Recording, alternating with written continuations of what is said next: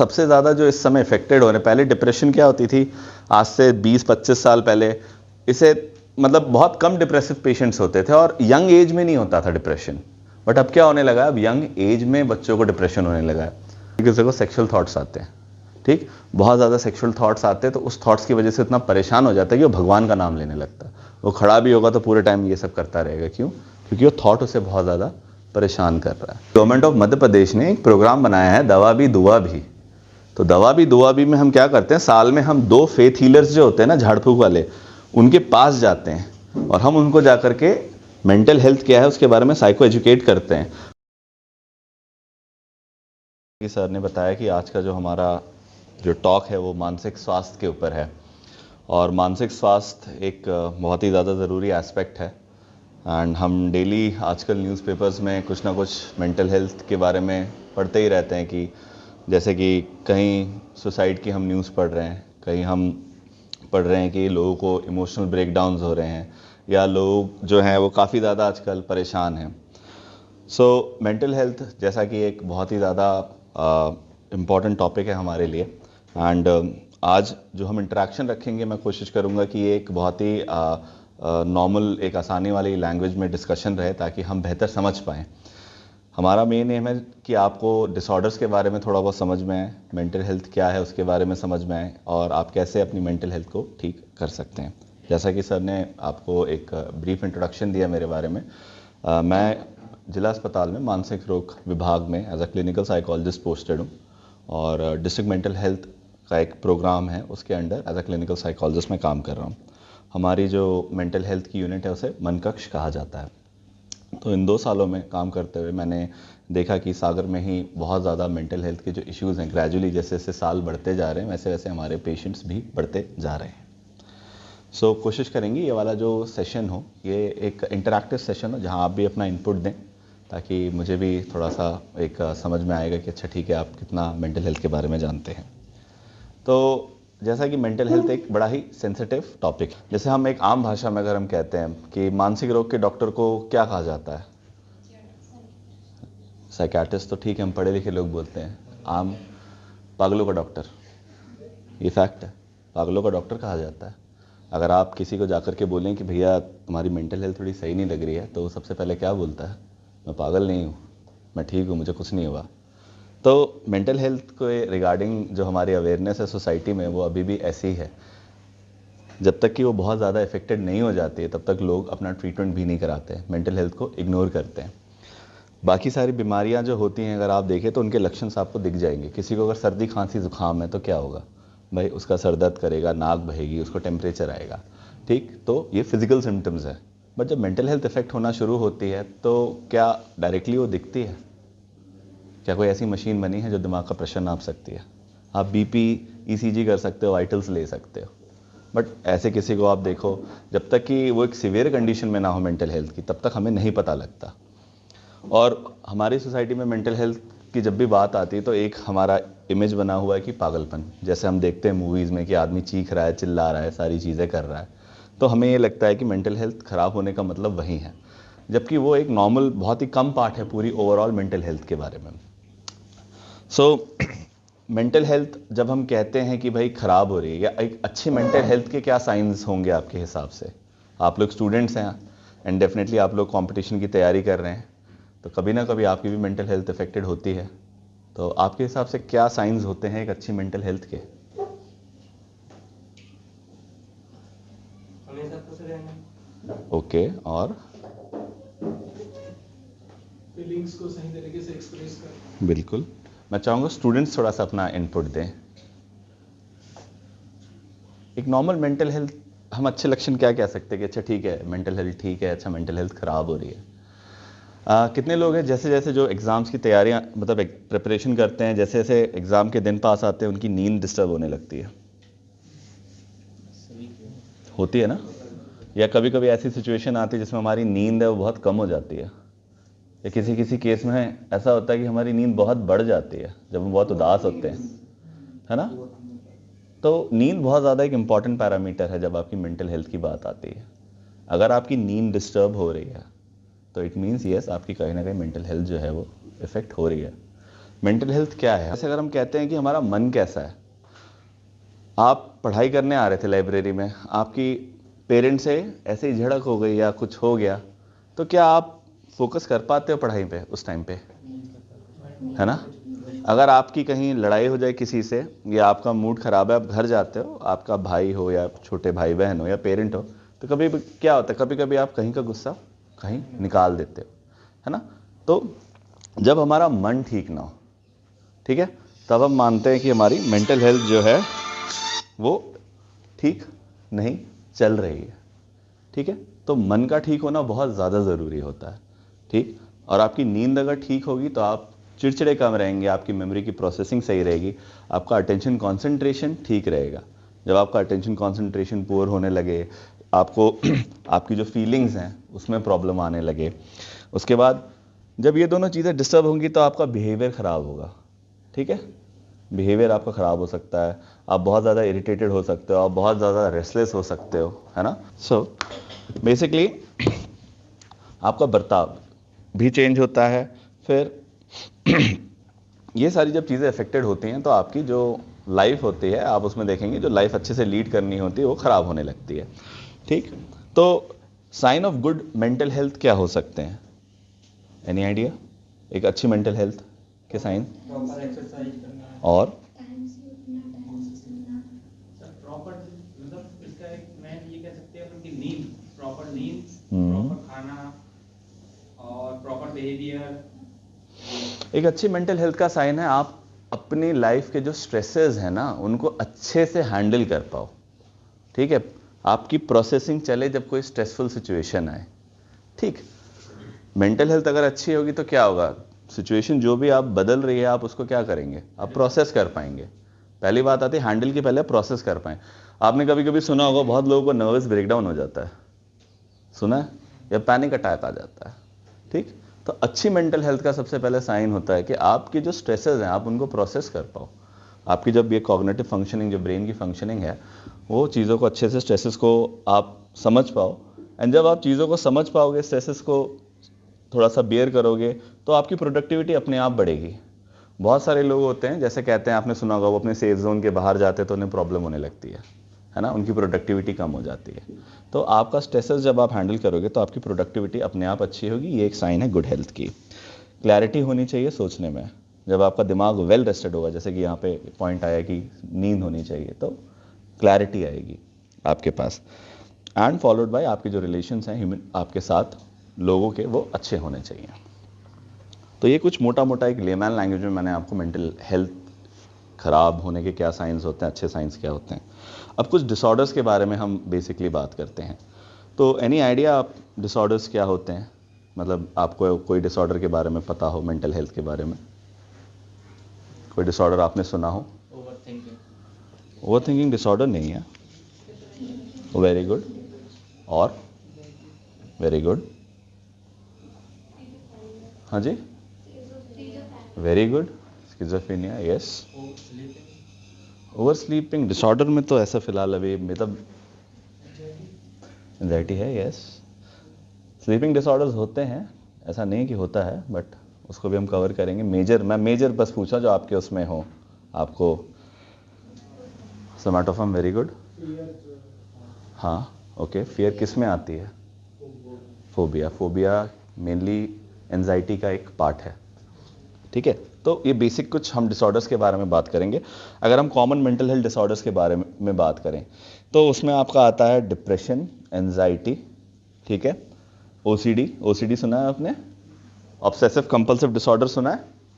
Okay, आपने देखा होगा बहुत सारे लोग हैं जो बार बार हाथ धोने लगते हैं, है ना, दिन में बहुत बार हाथ धो रहे हैं, या नहाने जा रहे हैं तो घंटे घंटे भर तक नहा नहीं रहे, वो उनका नहाना स्नान ही नहीं खत्म हो पा रहा है। वो जा रहे हैं तो बार बार चेक कर रहे हैं दरवाज़ा बंद है कि नहीं है, लाइट के बल्ब बंद है कि नहीं है, मोबाइल रखा है ऐसे तो बार बार उसको देख रहे हैं कि वो सही रखा है कि नहीं। कभी आपने ऐसे पेशेंट्स देखे हैं, सुने? ये ओसीडी, ये कॉमन मेंटल हेल्थ डिसऑर्डर्स में आते हैं। बेसिकली इनको हम न्यूरोसिस कैटेगरी में रखते हैं। जो मेंटल हेल्थ के डिसऑर्डर्स होते हैं वो दो कैटेगरी में डिवाइडेड होता है, साइकोसिस, न्यूरोसिस। वर्ड साइकोसिस वर्ड में आता है साइको से आप क्या समझते हैं? कभी ना कभी हमने वर्ड इस्तेमाल किया ना, यार इस बंदे से बस बात करे, बड़ा साइको है यार, या इस लड़की से मत बात करो यार, बड़ी साइको है। एक वर्ड होता है ना साइको, साइको हम क्या कहते हैं, सन की एक वर्ड होता है हमारा, ठीक है। बट साइकोसिस में बेसिकली क्या होता है, इंसान की जो वास्तविकता से नाता होता है वो टूट जाता है, रियलिटी उसे नहीं पता होती कि क्या चल रही है, ठीक। और न्यूरोसिस में आपके कॉमन डिसऑर्डर जैसे डिप्रेशन, एंजाइटी, सोमैटोफॉर्म आते हैं। तो अगर हम बात करते हैं एंजाइटी, एंजाइटी क्या होती है? किसी एक विषय पर लंबे समय तक चिंतन करते रहना। अब उसे ओवर थिंकिंग कहेंगे, चिंतन करना। एंजाइटी बेसिकली है, अभी आपको मैं अचानक से बोल दूं कि आपको एक पेपर देना है, तो क्या होगा, डर लगेगा ना, है ना। एंजाइटी बेसिकली क्या होती है, कोई सिचुएशन को लेकर के जब आपको डर लगता है बेसिकली, है ना, कि यार जैसा अभी मैं हूँ, अभी मेरे सीनियर साइकियाट्रिस्ट अचानक यहाँ के बैठ जाएं तो क्या होगा, मैं नर्वस हो जाऊँगा। भले ही मुझे चीज़ें आती होंगी, मैं नहीं बोल पाऊँगा, क्यों, मुझे बार बार लगेगा ऐसा तो नहीं मैं कुछ गलत बोल रहा हूँ, या ऐसा तो नहीं कि मैंने कुछ मिस कर दिया है। तो उस चीज़ में मुझे क्या होने लगी, मुझे होने लगी रेस्टलेसनेस, मुझे होने लगी घबराहट, मेरे पसीने छूटने लगे, ठीक है, मेरा गला सूखने लगा, मुझे पेट में गुड़गुड़ होने लगा, किसी किसी को नंबर 1 नंबर 2 लगने लगती है। होता है ना, जब हम छोटे होते हैं तो एग्ज़ाम जब हमारा, जैसे मेरी मैथ्स कमज़ोर थी, ठीक है, तो जब भी मेरा मैथ्स का पेपर होता था मेरा पेट बड़ा गुड़गुड़ करता था। क्यों? नेचुरली मेरी मैथ्स में कम मार्क्स आने की वजह से मुझे एक फियर होता था कि अच्छा ठीक है पेपर पढ़ा है, ऐसा तो नहीं कि मुझे क्वेश्चन बने ना बने, कहीं मैं फेल ना हो जाऊँ, तो मुझे एक नेचुरली डर होता था, ठीक। जब ये डर थोड़ा और बढ़ता है तो वो जाता है पैनिक अटैक में। कभी आपने देखा अचानक से लोग रोने लगते हैं, ठीक है, उनको चीज़ें नहीं समझ में आती, सांसें तेज चलने लगती हैं, ऐसे होने लगता है, ये पैनिक अटैक होता है, ठीक। एक्सट्रीम थोड़ा सा जब फियर बढ़ता है, चीज़ों का फेवरेबल कंडीशंस नहीं होती तो उन्हें पैनिक अटैक आता है, ठीक। वो एक जगह एकदम उनका दिमाग नहीं काम करने लगेगा, वो लोग खड़े होंगे, रोने लगेंगे, सांसें चढ़ने लगती हैं। हमारे पास पेशेंट्स आते हैं कुछ कुछ जिनको पैनिक अटैक होता है, तो ये उनके कुछ सिम्टम्स होते हैं। जब इससे और ज़्यादा डर बढ़ता है तो उसे हम कहते हैं स्टेट ऑफ फोबिया। फोबिया जानते क्या है? Extreme fear. आप इस रोड से बाहर निकले, आपको एक बार कुत्ते ने काट लिया, एक हफ्ते में फिर दूसरी बार उसी रोड पे कुत्ते ने काट लिया, तीसरी बार जब आप जाओगे तो क्या होगा, आपको डर होगा, मैं वहां जाऊं मुझे वो चीज़ ना काट ले। तो फोबिया में क्या होता है, स्पेशली फियर, एक स्पेसिफिक थिंग का फियर होता है। जैसे बहुत सारे कुछ कुछ इसमें देखा गया है कि जैसे स्टूडेंट्स होते हैं जो रिपीटेडली फेल होने लगते हैं तो उन्हें फोबिया हो जाता है, ठीक है, वो एग्ज़ाम का फोबिया हो गया, किसी चीज़ का फोबिया हो गया, एक्सट्रीम फियर कि मैं पास नहीं हो पाऊंगा। तो फोबिया बेसिकली एक एक्सट्रीम फियर की कंडीशन होती है। और मैं जो आज डिसऑर्डर्स आपको बता रहा हूँ ये सारे कहीं ना कहीं डिसऑर्डर्स सुसाइड में देखे गए हैं। अभी हाल ही हमारे 12 से 26 तक सुसाइड प्रिवेंशन की क्लासेस चल रही हैं मेंटल हेल्थ डिपार्टमेंट में। तो ये जो डिसऑर्डर्स मैं बता रहा हूँ इसमें सुसाइड भी एक है, हम इस पर भी थोड़ा सा बात करेंगे क्योंकि ये बहुत एक इम्पॉर्टेंट टॉपिक है, एंड स्पेशली ये जो एज ग्रुप है, प्रेवलेंस रेट सुसाइड का इसमें ज़्यादा है, तो हम उस पर थोड़ा बहुत एक अवेयरनेस भी हम रखेंगे। सो बात आती है कि अब हो गया फोबिया।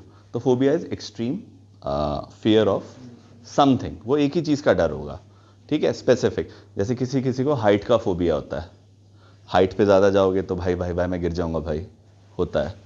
किसी को बंद क्लोज स्पेसेस का होता है कि वो लिफ्ट में जाते हैं तो उन्हें रेस्टलेसनेस, घबराहट होने लगती है, उनको सांस नहीं आती है, ठीक है। तो फोबिया किसी के भी हो सकते हैं। तो ये थोड़ा बहुत आपका आता है एंजाइटी केस में। Now coming to another important topic, depression. ये बहुत एक कॉमन इस समय होता जा रहा है डिसऑर्डर हमारे इंडिया में, ठीक है। आजकल न्यूज़ में भी एक चल रहा है इशू जिसमें इंसान ने सुसाइड कर लिया था, एआई इंजीनियर अतुल, ओके, है ना। तो मतलब what is depression, what do you understand by depression? Depression का हिंदी वर्ड जानते हैं क्या होता है? Very good. तो क्या है ये डिप्रेशन? कभी कभी हम कहते हैं ना पेपर देख के यार मेरा मन ही डिप्रेस्ड हो गया, हम ये शब्द इस्तेमाल करते हैं अपनी नॉर्मल लैंग्वेज में, यार ये आता है, इससे बात करता हूँ तो मैं डिप्रेस हो जाता हूँ, आज मेरा दिन अच्छा नहीं गया, I am feeling so depressed. So what do you understand by depression? क्या है अफसाद? When you are taking stress to the other level, बहुत एक हायर लेवल पे जाते हैं, जब बर्नआउट भी एक्सटेंड हो जाता है, उसे हम डिप्रेशन कहते हैं। Okay, That is known as depression. Stress होना चाहिए कि नहीं होना चाहिए? कितने लोगों को लगता है स्ट्रेस होना चाहिए, वो हाथ उठाएं। ओके, और कितनों को लगता है नहीं होना चाहिए? Very good, okay. आप लोगों ने ओलंपिक्स देखे?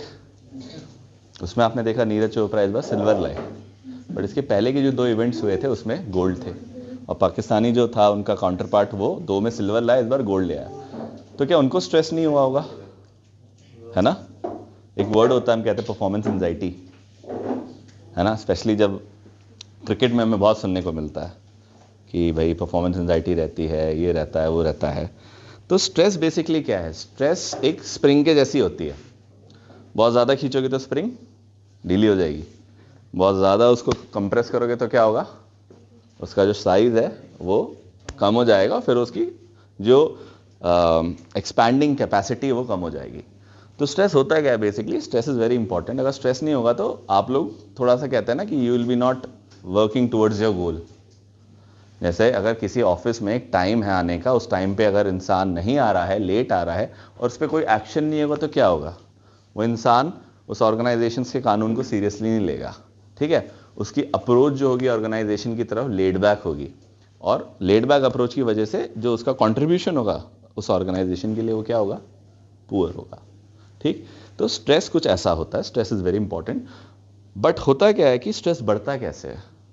स्ट्रेस बढ़ने का कारण, कभी ऐसा होता है कि आपने पर्टिकुलर टॉपिक सोचा कि आज हम कवर करेंगे, इसे पढ़ेंगे, बट फिर आप नहीं पढ़ पाते हो, फिर वो 1 महीना हो जाता है आपने वो टॉपिक कवर नहीं किया होता है, फिर एग्ज़ाम आता है, फिर एग्ज़ाम के दिन उस पर क्वेश्चन आता है, तो फिर हम क्या बोलते हैं? जो हम पढ़ते वो नहीं आता और जो नहीं पढ़ते वही आता है ना।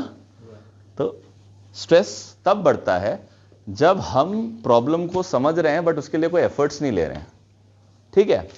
वो क्या चीज़ हो रही है? वो चलती जा रही है, पाइल ऑन होती जा रही है। जैसे मुझे वेट रिड्यूस करना है, मैं वेट रिड्यूस का सोच रहा हूँ, बट मैं क्या कर रहा हूँ? मैं उसके लिए एफर्ट्स नहीं ले रहा हूँ। फिर मैंने रील्स देखी, उसमें मोटिवेशन आया उसका, तो देन मुझे थोड़ा दुख होगा, यार 4 दिन हो गए, मैंने सोचा था मैं जाऊँगा। अभी देखना 1 जनवरी के दिन सब जा करके मेंबरशिप लेंगे जिम्स की, ठीक है, बट होगा क्या? देन दे विल नॉट गो।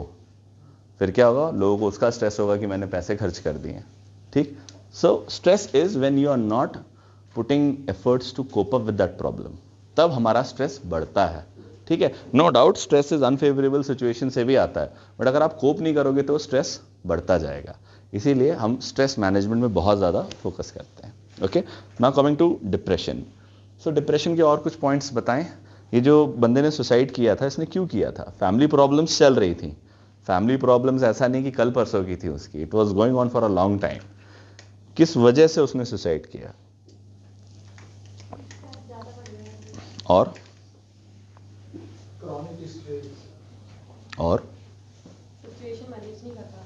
जब उससे ये पता लगा जो कानून व्यवस्था है वहीं उसको न्याय नहीं दे सकती, तो he felt what? He felt hopeless, है ना, ही फेल्ट वर्थलेस।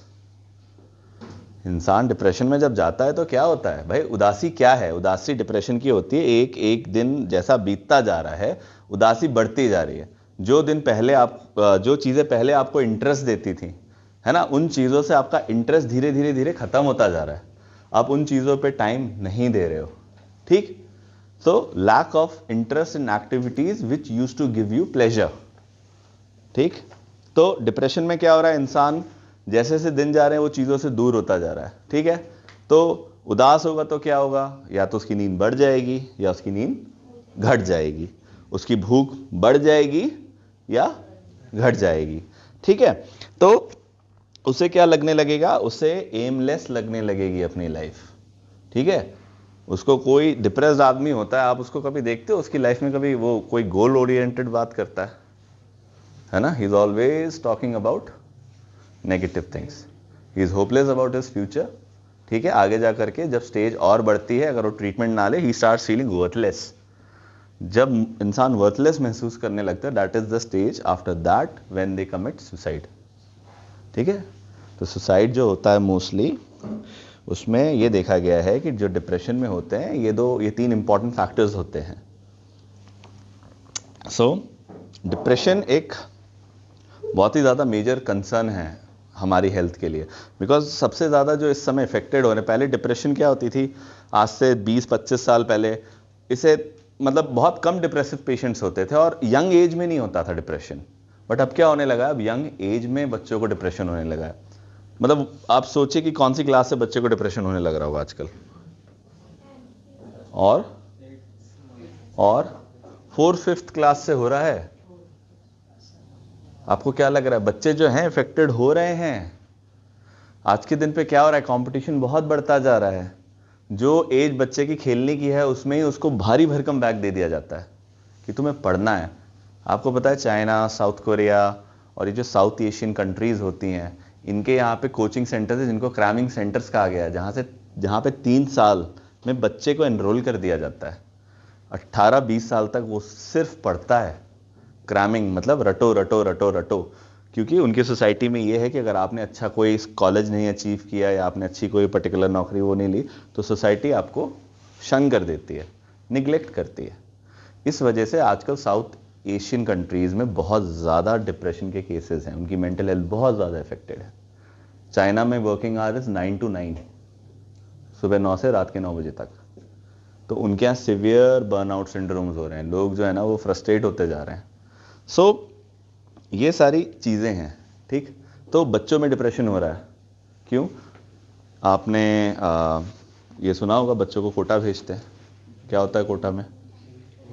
कोचिंग होती है। और हमें क्या न्यूज़ सुनने को आती है? सुसाइड की आती है। क्यों? क्या कारण है? बच्चे को कंपेयर किया जाता है, ठीक है। हम बच्चे को बचपन से कंपेयर करते हैं, अच्छा देखो फलाना इतना ला रहा है तुम नहीं ला रहे हो, ठीक है। बहुत कम लोगों को ये बोला जाता है कि अच्छा ठीक है यार तुम यूनिक हो अपने आप में। हर इंसान जो इस कमरे में बैठा है ना वो अपने आप में यूनिक है, उसकी एक यूनिक पर्सनालिटी है, उसका एक यूनिक स्किल है, ठीक है। हर बंदा 95% नहीं ला सकता, हर बंदा फाइटर पायलट नहीं बन सकता, हर बंदा इंजीनियर नहीं बन सकता। होता है क्या है, स्टूडेंट्स को एक सपना दिखाया जाता है, ठीक, क्योंकि कोचिंग इंडस्ट्रीज हैं, उनको अपना सब कुछ करना है। तो हर बंदे को यह सपना दिखाया जाता है कि आप आईआईटी क्लियर कर सकते हो, आप जेईई कर सकते हो, हम आपको करा देंगे, हम आपको करा देंगे। अब आप खुद सोचो, क्या फरारी में 100 सीसी का इंजन लगाने से फरारी चलती है?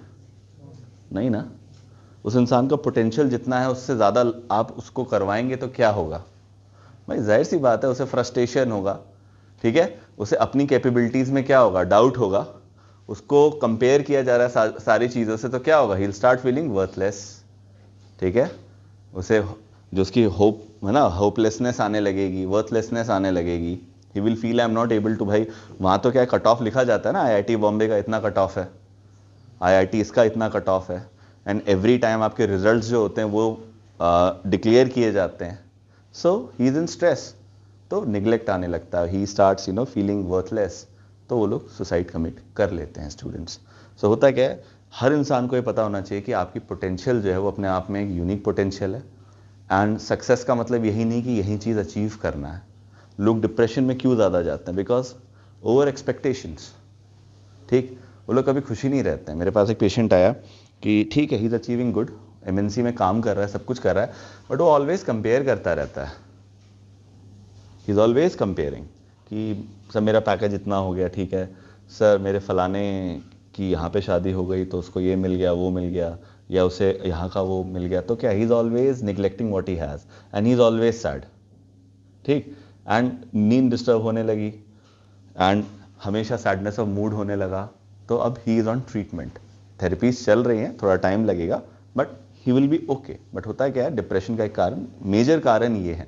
आप स्टूडेंट्स हैं, आप लोग कंपटीशन की तैयारी कर रहे हैं, कितने लोग हैं जो प्रिपरेशन कट ऑफ देख करके करते हैं? यहाँ पे आप कट ऑफ देख के प्रिपरेशन नहीं करते कि अच्छा इसका कट ऑफ इतना गया, मेरा कट ऑफ ऐसा है। वीकली आप टेस्ट देते होगे तो देखते होगे, है ना। कितने लोग हैं तुरंत मॉक देने के बाद अपना जाकर के आंसर शीट देखते हैं कि अच्छा मेरे आंसर शीट में इतने हैं। It is good habit, but थोड़ा टाइम दे करके, थोड़ा रिलैक्स होकर के करो, ठीक है। तो आप लोग क्या है कि आप लोग को एक रियलिस्टिक अपनी अप्रोच लेनी पड़ेगी, ठीक है। You need to give time to your mental health. होता क्या है, आप लोग मेंटल हेल्थ को इग्नोर करने लगते हैं, फिर आपको स्ट्रेस होता है, फिर आपकी प्रोडक्टिविटी डिक्रीज होती है, ठीक। मन उदास रहता है। कभी कभी ऐसा होता है कि आप एक हफ्ते घनघोर पढ़ाई करते हैं, उसके बाद 4-5 दिन का गैप आ जाता है, या गैप आ जाता है, फिर आप सोचते हैं यार मेरा इतना मिस हो गया, मैं इतना कवर कर लेता, ठीक। आप लोग कंपेयर करते हैं अपने रिजल्ट्स बाकियों से? कभी नहीं करना चाहिए, ठीक है। परफॉर्मेंस बेस्ट इज, कहते हैं success is not about achieving a target, it is making yourself better every day. Success is a process, it is not a destination. So ये चीज़ को हमेशा याद रखिएगा। सो यहाँ बात आ जाती है आपकी डिप्रेशन की, हम कंप्लीट करते हैं, ठीक। नाउ कभी आपने ये सोमैटोफॉर्म डिसऑर्डर के बारे में सुना है? कभी आप लोगों ने, मतलब स्टूडेंट्स ने? कुछ लोग होते हैं वो बार बार डॉक्टर के पास जाते हैं, बट वो हमेशा जाते बोलते हैं हमारे यहाँ दर्द है, हमें वहाँ दर्द है। फिर एक डॉक्टर को दिखाते हैं, फिर उनको चैन नहीं आता है, फिर वो दूसरे डॉक्टर के पास जाते हैं, बोलते हैं डॉक्टर साहब हमें यहाँ दर्द है, हमें वहाँ दर्द है। डॉक्टर साहब भी ईसीजी करते हैं, उनकी सब करते हैं, फिर उनको बताते हैं कि नहीं आप ठीक हैं, तो कहते हैं कि नहीं। फिर वो घर में जा कर के बोलते हैं कि नहीं यार उस डॉक्टर को तो कुछ आता ही नहीं, हमको दर्द हो रहा है। कभी ऐसे आपने देखे गाँव आपके आसपास लोग होते हैं जिनको हमेशा बीमारी लगती है, उसे सोमैटोफॉर्म डिसऑर्डर कहते हैं। उसमें क्या होता है, आदमी को हमेशा ये लगता है दैट ही इज अनवेल, ठीक है, वो हमेशा बीमार है। तो उसमें वो क्या करने लगता है, डॉक्टर शॉपिंग करने लगता है। तो जब वो डॉक्टर शॉपिंग करता है, तो अगर जो डॉक्टर उसको एक बार कहते हैं कि हाँ आप बीमार हो, तो वो उसके साथ हमेशा कनेक्टेड रहेगा। जो उसको ये बताएगा कि नहीं आप ओके हैं, तो he will be not contented, ठीक है। ये एक पैथोलॉजिकल कंडीशनिंग होती है। तो इसके भी हमारे पास केसेस कुछ आ रहे हैं आजकल। देन कम्स अच्छा, इसका एक मैं आपको केस बताता हुआ गया था। जब मैं बहुत छोटा था तो एक दादी माँ आती थी, तो दादी माँ को हमेशा लगता था कान में कीड़ा है। तो उन्होंने झांसी के बड़े बड़े डॉक्टर्स को दिखा दिया। तो वो आर्मी हॉस्पिटल में गई, तो वहाँ कर्नल था जो एचओडी था, तो उसको जाके दिखाया। तो कर्नल ने कहा माताजी आपको कुछ नहीं हुआ। तो वो जाके बोलती है कि मुझे लगता है इस कर्नल ने सही से पढ़ाई नहीं करी है, फर्जी वाला डॉक्टर है। तो वहाँ पे एक नया नया लेफ्टिनेंट आया हुआ था, तो वो आया, तो उसने जाकर के माताजी की पूरी कहानी सुनी। फिर उसने कुछ नहीं बोला, माताजी मैं आपको देख रहा हूँ, और उसने अपने फोर्सेप से एक चींटी उठाई, फोर्सेप को ध्यान से कान से निकाला, बोला देखा माताजी ये एक चींटी थी जिसकी वजह से आपको सर में दर्द हो रहा था। उसके बाद से कभी माताजी को दर्द नहीं हुआ। और वो जाते समय कर्नल को क्या बोलती तुमने फर्जी पढ़ाई करी है, इस लड़के से तुम सीखो जा करके, तुम अपनी डॉक्टरी छोड़ दो, तुम डॉक्टर नहीं हो। इस लड़के ने मुझे ये चीज़ सॉर्ट आउट कर दी। तो उसने क्या किया, उसे प्लेसिबो इफेक्ट दिया, ठीक है। बहुत सारे टाइम पे क्या होता है, कभी कभी इंसान को लगता है, देखो सोमैटिक वाला जो होगा उसको पेन लगेगा, वो पेन उसको महसूस हो रहा है, हाँ है, बट आप टेस्टिंग करोगे तो आपको नहीं समझ में आएगा, आपको लगेगा नॉर्मल है इसके रिजल्ट्स। जनरली आप ये जो हमारे दादा दादी होते हैं, नाना नानी होते हैं, उनमें ये चीज़ देखते हैं, ठीक। तो ये चीज़ भी आजकल हमारे उसमें बढ़ रही है। Coming to another disorder, OCD. OCD के बारे में जैसा मैंने आपको बताया, कभी पेशेंट देखें आपने ओसीडी के? ओसीडी कोविड के बाद बढ़ गई केसेस हमारे पास। कोविड के बाद मतलब ओसीडी के केसेस आफ्टर कोविड हमने एक राइज देखा है। एनी आइडिया उसका क्या कारण हो सकता होगा कि हाँ जी,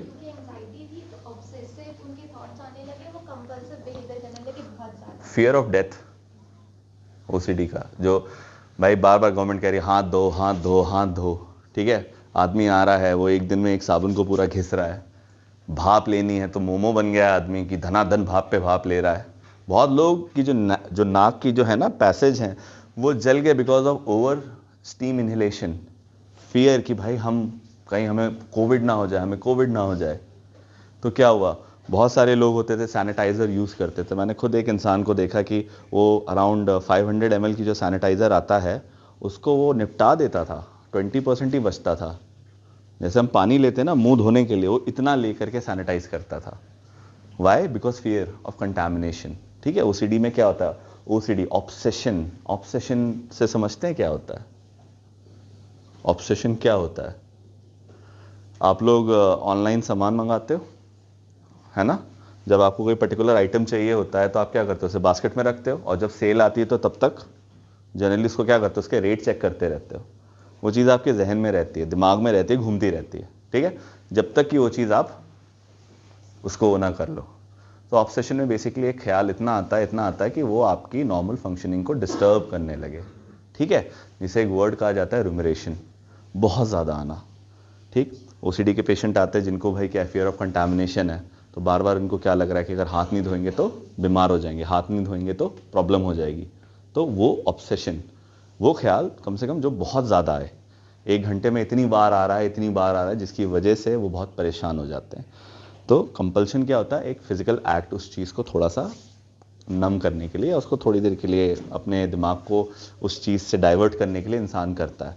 जिसे बार बार ये ख्याल आ रहा है कि भाई मैंने दरवाज़ा बंद किया है कि नहीं, लाइट बंद करी है कि नहीं करी है, क्यों, उसे लग रहा है उसके घर में चोरी ना हो जाए, तो दरवाजे को आके चेक करता है। हमारे एक फीमेल पेशेंट आती है, वो क्या करती है, उसे ओसीडी है, तो पहले जब वो आई थी तो वो दरवाजे हमेशा देखती थी, अगर ये दरवाज़ा यहाँ खुला है पीछे दीवार है तो दीवार के अंदर भी सर एक बार टच करके देखेगी, ऐसा तो नहीं कि दरवाज़ा है ये, तो कांस्टेंट चेकिंग करती थी वो। तो ओसीडी में इंसान ये चीज़ को करता है। किसी किसी को सेक्सुअल थॉट्स आते हैं, ठीक, बहुत ज़्यादा सेक्सुअल थॉट्स आते हैं, तो उस थॉट्स की वजह से इतना परेशान हो जाता है कि वो भगवान का नाम लेने लगता है। वो खड़ा भी होगा तो पूरे टाइम ये सब करता रहेगा, क्यों, क्योंकि वो थॉट उसे बहुत ज़्यादा परेशान कर रहा है। सो ओसीडी भी हमारी जो ये डिसऑर्डर है, ये कोविड के बाद तो बहुत ज़्यादा बड़ी है। इवन सागर में इसके बहुत केसेस हैं हमारे पास। सिवियर ओसीडी है, मतलब नहाने जा रहे हैं तो पूरी टंकी का पानी ख़त्म कर रहे हैं, नहाने जा रहे हैं तो 2 घंटे लग रहे हैं, ठीक। एक पेशेंट थी, उसको ऐसा लगता था कि मतलब हुआ ये था, उसके फादर की बहुत पहले सिवियरली इलनेस हुई थी, तो उसने उनका ख्याल व्याल रखा होगा, तो भाई जाहिर सी बात है बेड रिडन है तो अपना पूरा टॉयलेट वो सब कराया होगा, ये वो कराया होगा। तो ड्यूरिंग दैट प्रोसेस वो भी बीमार हो गई, ठीक। उसके बाद उसको ऐसी ओसीडी हो गई कि अगर बाथरूम में कोई इंसान जा रहा है और बाथरूम के पानी की एक ड्रॉप अगर घर में गिर गई तो पूरे घर को साफ करती थी। उसे एकदम ऐसा लगता था कि गंदगी है, वो बाहर नहीं जाती थी, बाहर जाएगी तो प्रॉपर प्लास्टिक के दस्ताने पहन के जाएगी, जो सर्जिकल ग्लोव्स होते हैं आपके, वो भली गर्मी हो तो भी जाएगी। और घर वाला अगर कोई आएगा तो बाहर पहले उसको अपने कपड़े रख करके सोक करना है, ठीक है, फिर वो बाहर थोड़ा सा पानी वानी से साफ करेगा, बिकॉज उसे कंटामिनेशन का इतना ज़्यादा इशू होता था, उसकी वजह से उसकी मैरिटल लाइफ इफेक्टेड होने लगी, ठीक है। तो मेंटल हेल्थ में क्या होता है, आप ही नहीं इफेक्टेड होते हो, आपके आसपास के लोग भी इफेक्टेड होते हैं, ठीक। यहाँ तक किसी को कुछ पूछना है, कोई डाउट मेंटल हेल्थ के बारे में, एंजाइटी, डिप्रेशन, थोड़ा बहुत ये मैंने आपको ब्रीफ एक लेमैन लैंग्वेज में समझाया है, ज़्यादा डेप्थ में नहीं गए, ताकि आपको थोड़ा सा आइडिया हो। कमिंग टू जी, इंसान को पता कैसे चले कि उसको एंजाइटी या डिप्रेशन हो गया है? देखो होता क्या है कि जैसे कुछ कुछ केसेस में अगर उदासी है, ठीक है, नो डाउट पहले तो अवेयरनेस होनी चाहिए। आधे लोगों को इसलिए नहीं पता होता, हमें अवेयरनेस ही नहीं है।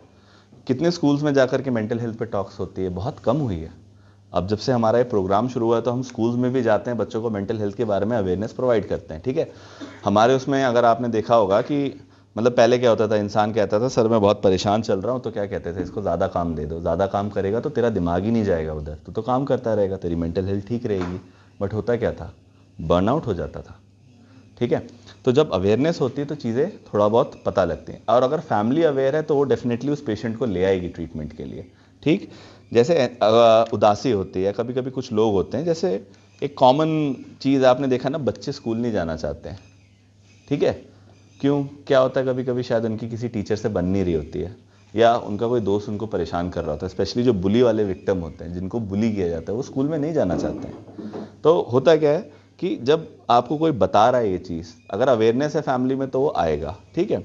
बच्चों में नो डाउट पेरेंट्स लेकर के उनको जनरली आते हैं, बट अगर किसी इंसान को थोड़ा बहुत पता हो मेंटल हेल्थ के बारे में तो दे विल डेफिनेटली कम, नहीं तो उनके ज़्यादातर घर वाले ही लाते हैं, ठीक। यहाँ तक किसी को कुछ पूछना? नॉर्मल व्यक्ति की हाँ मेंटल हेल्थ कैसी होती है, या कैसा होता है? यार, सबसे पहली चीज़ है कि मेंटल हेल्थ पहले तुम्हारी नींद, ठीक है। हफ्ते में 1-2 बार अगर तुम्हारी नींद थोड़ी बहुत डिस्टर्ब हो रही है, अंडरस्टैंडेबल है, बट ऐसा नहीं कि तुम पूरे महीने ही 4 घंटे सो रहे हो, ठीक है। 6 to 8 hours of sleep is required, followed by तुम्हारी इमोशनल वेलबींग कैसी है। अगर कोई प्रॉब्लम आ रही है तो तुम कैसे, अब मान लीजिए मैं आपसे बात कर रहा हूँ, सेमिनार दे रहा हूँ, अब मैं यहाँ रोने लगूँ तो क्या होगा, होता है बहुत केसेस में। जब मैं पढ़ाई कर रहा था साइकोलॉजी की मास्टर्स में, तो मेरे बगल में एक स्टूडेंट थी, मतलब क्लासमेट थी, उसका ब्रेकअप हुआ था और वो रोने लगी थी। तो उस टाइम मुझे खुद नहीं समझ में आया कि मैं इसको क्या बोलूँ, क्या समझूँ। मैं तो खुद घबरा गया था कि क्यों रो रही है, क्या हो गया, because I was not having awareness.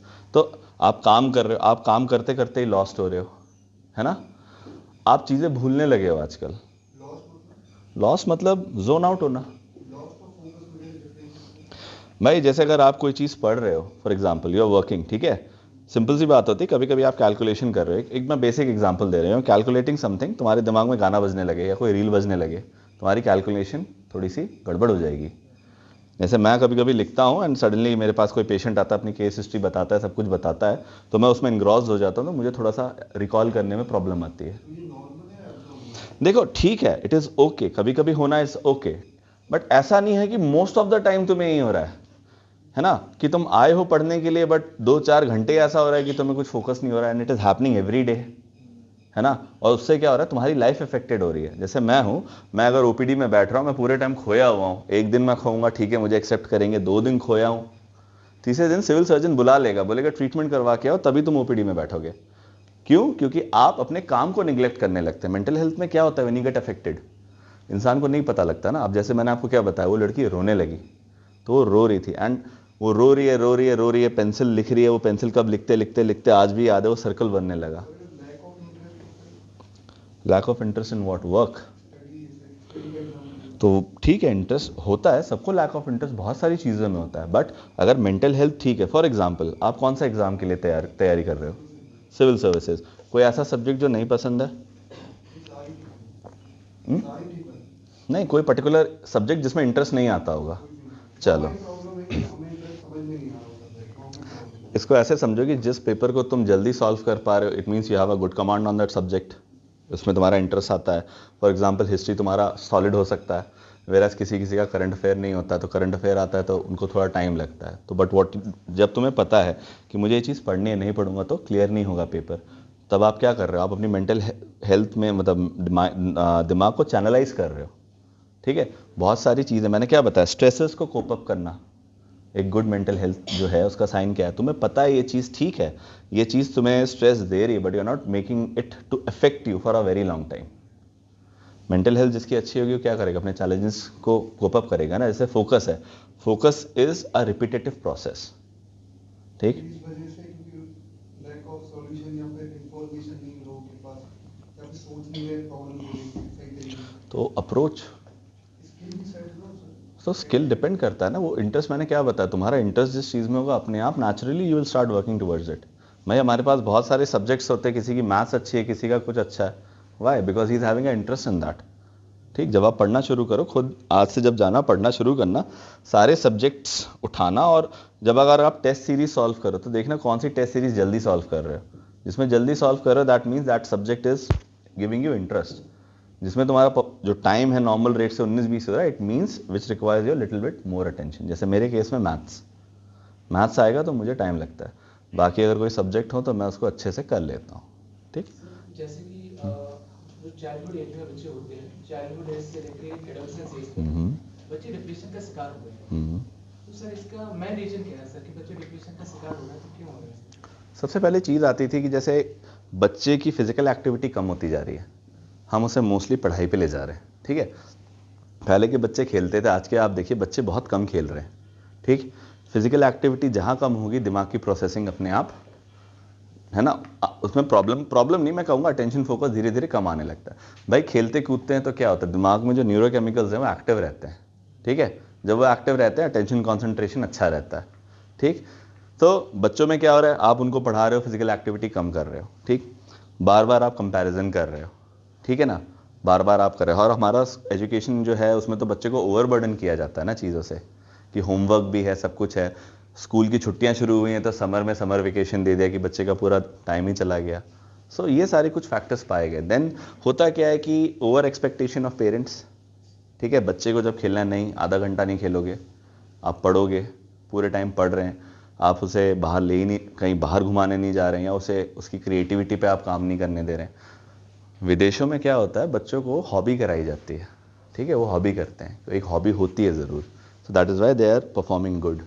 Relax भी तो करना है ना दिमाग को, पूरे टाइम पढ़ रहे हो। स्कूल के आज के दिन पे क्या होता है, सुबह 7 बजे अगर स्कूल जा रहा है, 2 बजे आ रहा है, 3 बजे वो कोचिंग चला जाता है, 3 से 5 बजे कोचिंग करता है, 5 साढ़े 5 तक आए, डिपेंडिंग ऑन व्हाट टाइम, फिर उसको होमवर्क भी करना है, उसे खेलने को कितना टाइम मिल रहा है। सो जब आप खुद ही सोचो, आप अगर आपको पूरे दिन हम आपसे काम कराएं as a grown up person, तो आपको कैसा लगेगा। सेम चीज़ उसके साथ भी हो रही है। ये है, फिर क्या होता है, सही गाइडेंस नहीं मिलता है, तो उसकी वजह से बहुत फैक्टर्स हैं, उस पर भी हम अभी आएंगे।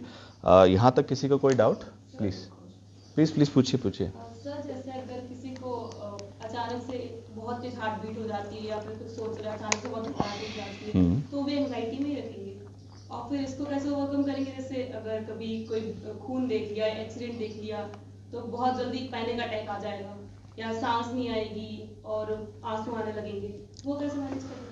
जब हम साइकोलॉजिकल थेरेपीज़ करते हैं तो आपके स्ट्रेसेस के बारे में हम डिटेल वर्क करते हैं। हम आपको रिलैक्सेशन एक्सरसाइज बताएंगे, ठीक। आपके जो दिमाग में बेसिकली कॉग्निटिव बिहेवियर थेरेपी में क्या होता है, जो आपका कॉग्निशन है, सोचने का प्रोसेस, उसमें कुछ कुछ इम्पेयरमेंट्स होती हैं, 12-13 टाइप की होती हैं। हम उस पर काम करते हैं, ठीक है। जैसे आपने बताया कि आपको पैनिक अटैक आ रहा है, ठीक है। पैनिक अटैक में भाई अगर बहुत सिवियर आपको आ रहा है जिसकी वजह से आप इफेक्टेड हो रहे हो, डिपेंडिंग ऑन सिवियरिटी पहले आपकी मेडिकेशन होगी, ठीक, ताकि आप थोड़े नॉर्मल हो जाओ। देन आपकी रिलैक्सेशन एक्सरसाइजेज होंगी, फिर आपकी थेरेपी चलेगी। थेरेपी में बेसिकली जो आपको प्रॉब्लम देने वाली सिचुएशन है, हम उसी को डिफरेंट वेज पे आपसे बात करते हैं, आपके स्ट्रेसेस पे आपको काम दिलाते हैं कि अच्छा ठीक है, आपको ये करना है, ऐसा सिचुएशन आएगा तो क्या होगा।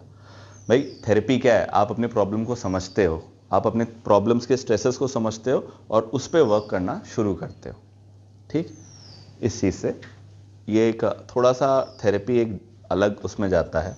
मतलब थेरेपीज़ में भी बहुत तरीके की थेरेपीज़ होती हैं। नॉर्मली मैनेज नहीं कर सकते इस चीज़ को। अगर आप ऐसी सिचुएशन आई है तो सबसे बेस्ट है कि आप डीप ब्रीदिंग करिए। सर मोस्टली क्या होता है जब कोई एक्सीडेंट होता है तब ऐसा होता है।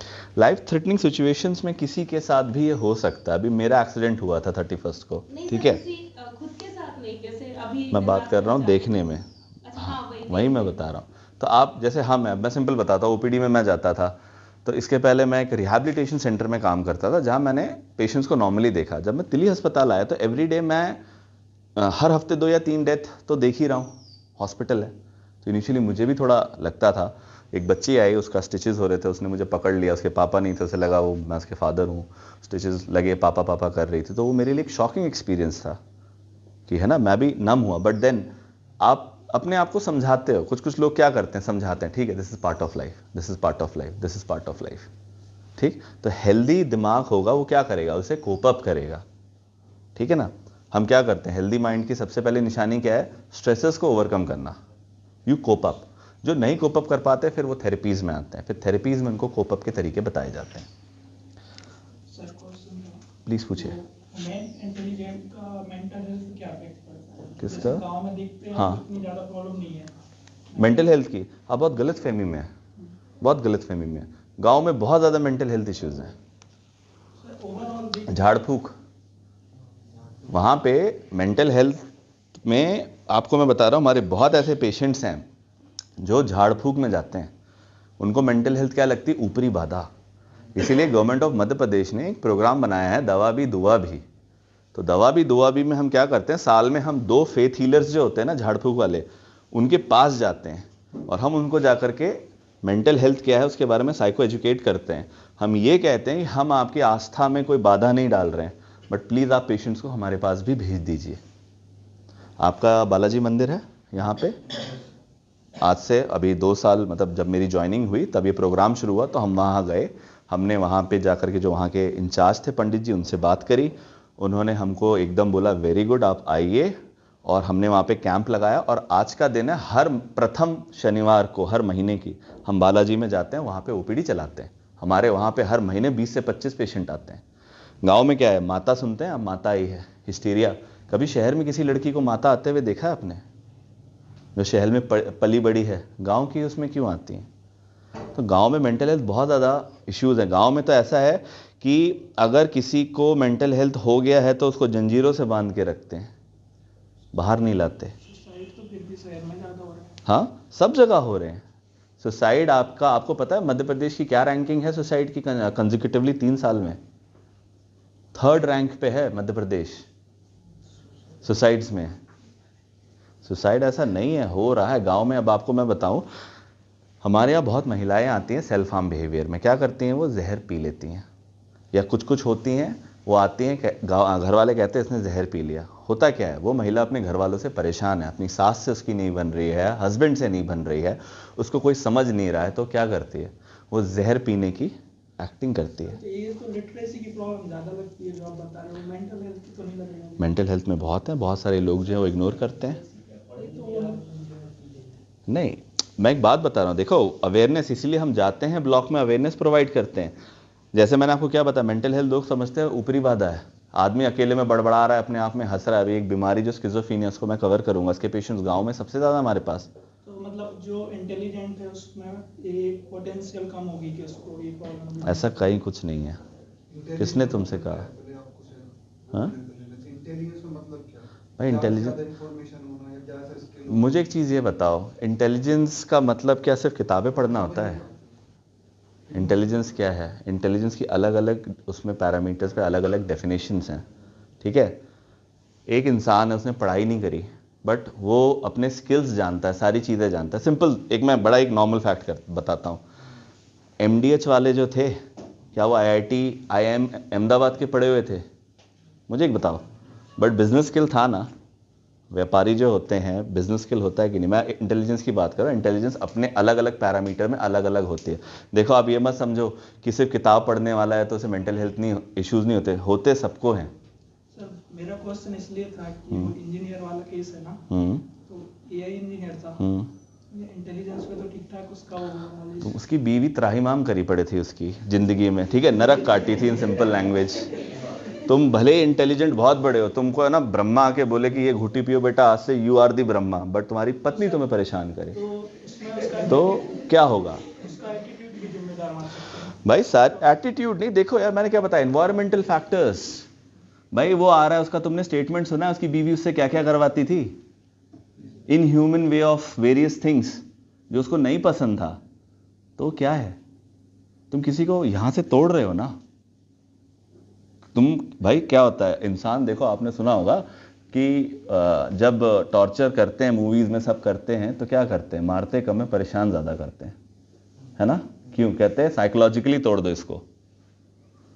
हम प्रोपेगेंडा बनाते हैं, आउट ऑफ द वे मत जाइएगा, नॉर्मल एक मैं बात कर रहा हूं। हम कहते हैं साइकोलॉजिकल वॉरफेयर।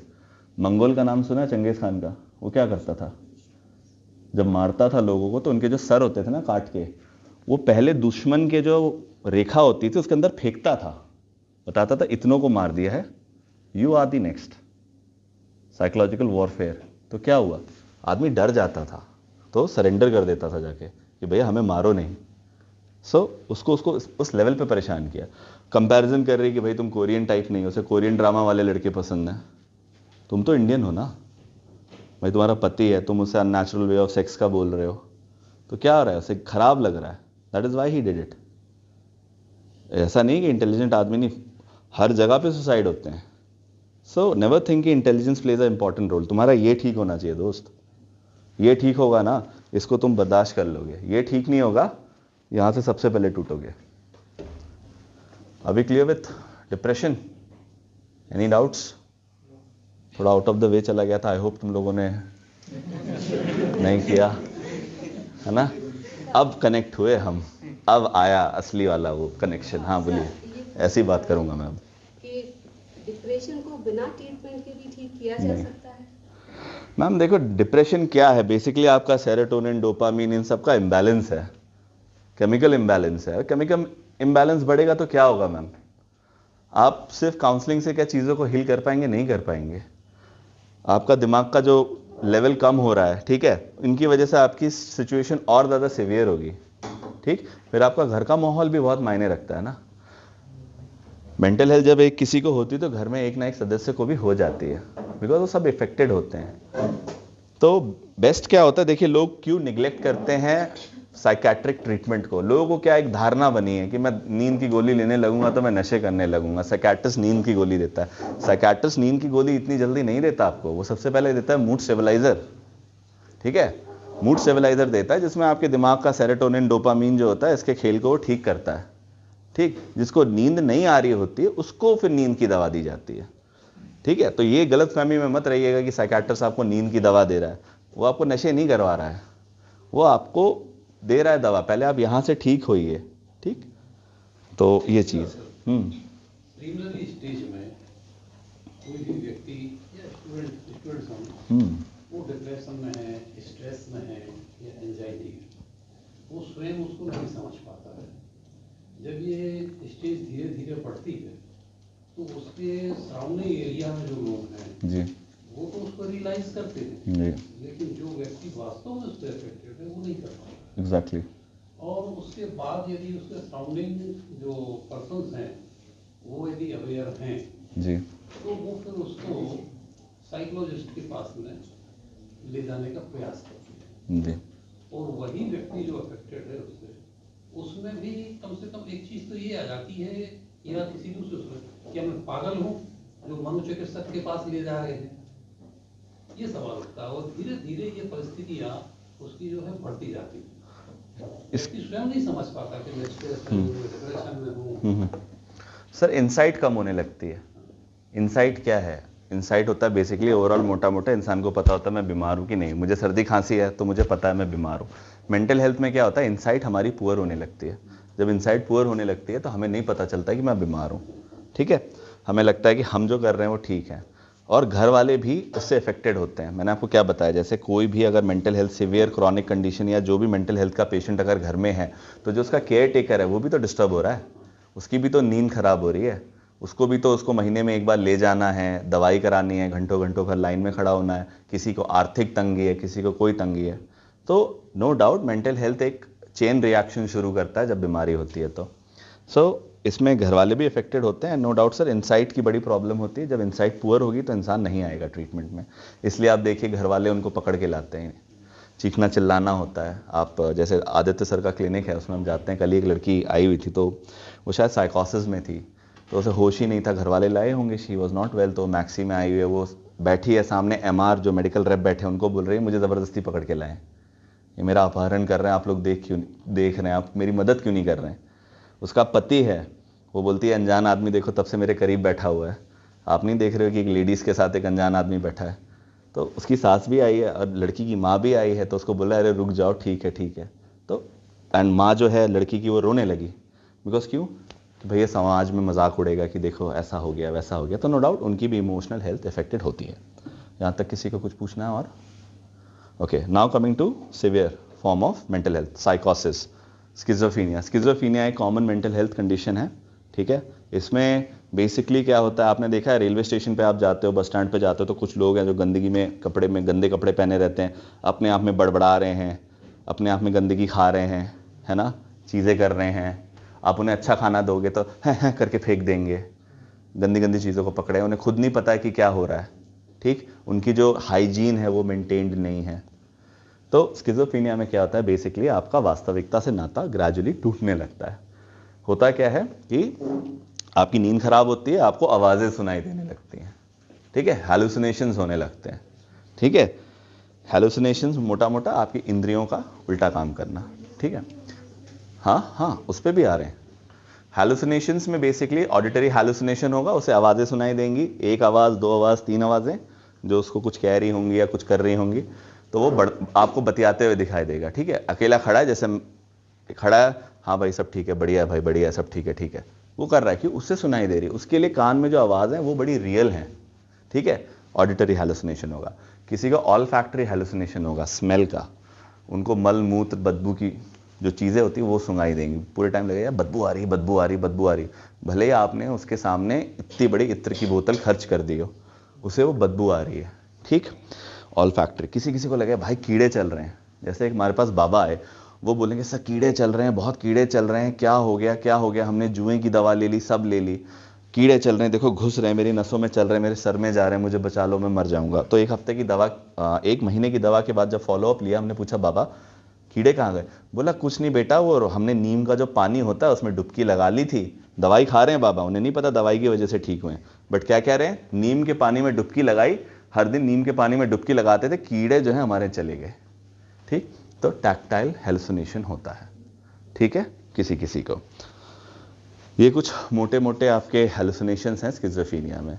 स्मेल का है, ठीक है, कीड़ों का है, आवाज़ों का है। कुछ एक्सट्रीम लेवल के जब केसेस जाते हैं तो उनको चीज़ें दिखाई देने लगती हैं, किसी को कोई कलर या पैटर्न दिखाई देने लगेगा।